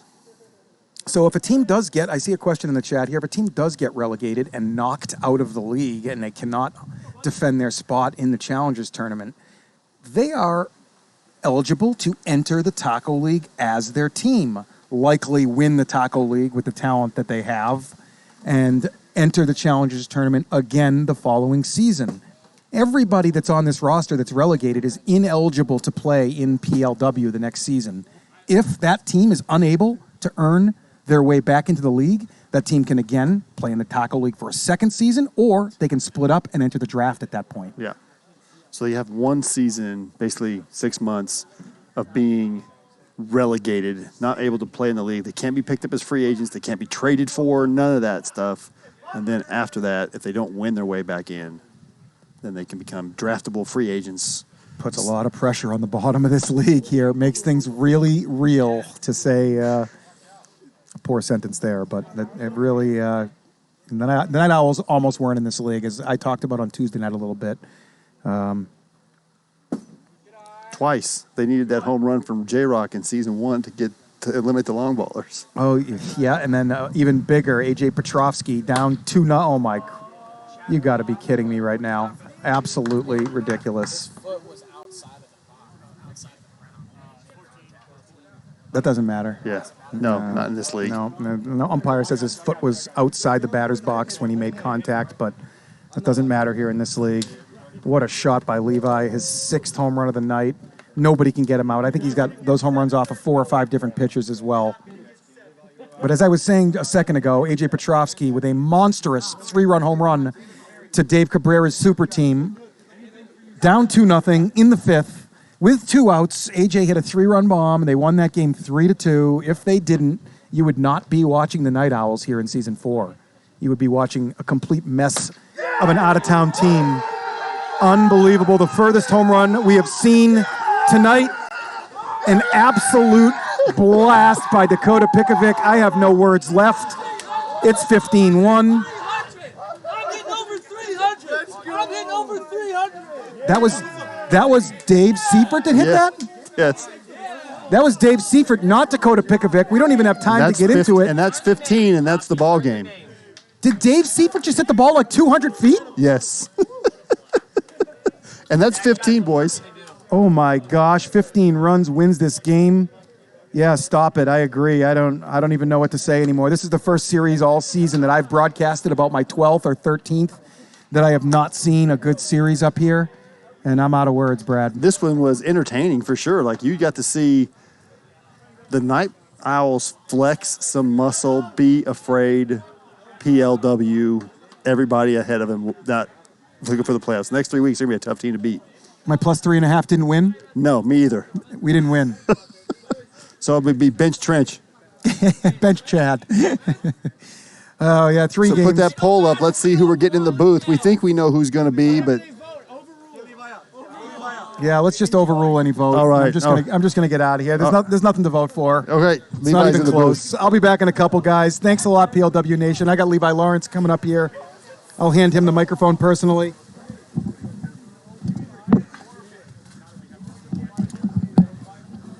Oh, hello, guys. Hey, Levi. Whatever. What a series, bud. Thank you. I mean, 6 home runs, 5 walks. Yep. You made 2 outs. That was it the whole night. You pitched fantastic. A little bit of a change for you from the Stonemen, where all the eyes were on you. I mean, do you see the score? Yeah. I don't think the Stonemen ever hit 15. Right? We So never got how does it 15. feel to get to play for Nick and Logan and these guys, a little bit calmer, a little bit different team? I mean, it's not that much calmer. They tell me to get loud. Okay, So good. They tell me to be myself. Obviously, they try to hold me out a little bit, but all the other guys on the other teams are asking me when I'm going to get cut. I told them, you can ask them, that they ain't going to cut me. I'm going to have to knock somebody out to get cut. Right? So, I mean, you needed 3 tonight. You got 3 Yep. tonight, and you got, in a big way, you got 3 series left. What can we expect this going forward from this team? I would, especially with Sean, the way Sean was pitching tonight, showing what he's got, especially in this crazy wind. His ball was moving like a real fast pitch wiffle baller. So I think we got a good chance to, to move forward, especially scoring almost, I think, 36 runs tonight. Real close to that, So Freaking Dave hit a home run. I don't think he said he hit over 300. I've never seen him hit a bat all year. Well, and then Dakota sees 2 pitches, and they hit him 350 feet between the two of them. I mean, everybody was hitting. I always say hitting is contagious. Hitting is a disease, and you guys showed that tonight. It was literally like one hit, pass it down. Yep. Sean's gotten off the whole season skid. You've come back from being cut, being whatever. Suspended, whatever you want to call it. Nick Davila looking like the GM of the year, picking you up off, we won't call it the scrap heap, but picking you up. Everybody had a chance, and you have paid him off in spades, basically. And your energy with this team's potential lineup with some really great wiffle ballers, man, I think you guys got a strong second half coming. We didn't even have our second best pitcher, first best pitcher, however you want to look at it. Yeah, no Dalby. No Stein is always a recipe for disaster, but you stepped right in and assumed that role. I mean, the number 2 hitter. I think I like the lineup. I like the way they're doing. And, man, thanks for coming to the booth. I hope I get to see you again, brother. Of course. Absolutely, man. That was Levi Lawrence. What a night. Look up for tomorrow night's series. We got Snappers, Lightning. Snappers looking to get into that first place battle. If they get a sweep, they'll be only a couple games out of first, and they are one of the hottest teams in the league. Catch us tomorrow night, 6 o'clock. Chad Phillips jumping back in here. Back in the booth. What's going on, everybody? I hope you enjoyed Levi Lawrence there. I think everybody did. I mean, Levi was, he said that this team wants me to be myself, wants me to be. These guys are quiet. They want me to be the loud, be myself and enjoy. And he has literally helped this team. They scored 30-plus runs tonight. They did. They were unstoppable tonight. The Warbirds had no answers. They tried 6 different pitchers, and none of them really got the job done. I'm not sure my mic is connected very well here. There you go. Let me move it a little closer to my mouth. That was great. I mean, it was fun to watch. I mean, basically, everybody on the lineup had a home run except for 3 guys. I mean, everybody contributed. 2 pitches. Dakota saw 2 pitches and hit 2 bombs. Dave Seifert comes in, hits a home run. You had Alonzo Valencia making plays all over the place. They looked like a playoff team. Yeah, I was just told by James Stein, I don't think we've made an error in like 5 weeks. It's probably a slight exaggeration. I'm sure they have 1 or 2. But, yeah, they've made all the routine plays, and they're hitting up a ton right now. Their pitching looks locked in. They're developing new pitchers out there in Marseille tonight, which they probably don't need much of for the rest of the season. But at the same time, it's great to have a kid that can throw like that. Yeah, so they look like a playoff team. And I think in the next 3 weeks, you've got 4 or 5 teams that are going to be battling the rest of the season. And I'm glad we don't have to play them again. I was just going to say the same thing. We've already played them twice, too. Dalby beat us single-handedly the first series, 3 one-run games, all Dalby. And then we were able to sneak one from them in the second series, so they didn't sweep the season on us, but 5-1 against us in convincing fashion. And the Night Owls look strong and ready to go. 3-way tie at 22 and 23 for 6th. Remember, 6 is a neutral position. 5th is the playoffs. The Legends sit there, 1 game ahead of those 3 teams. And we're in store for a big last 3 weeks. Tomorrow night, we got Lightning Snappers rematch and ending rematch week. There you go. That graphic is up there. My Lightning are ready to go, I hope, and I'm hoping we can win that series and put a little bit of drama into that mix there, because if we let the Snappers sweep us, then it's going to really make things tight. Yeah, the next week will bring a lot of stuff into focus. I'm Brad Ogden. This is Chad Phillips. See you guys tomorrow night. Thank you, PLW Nation.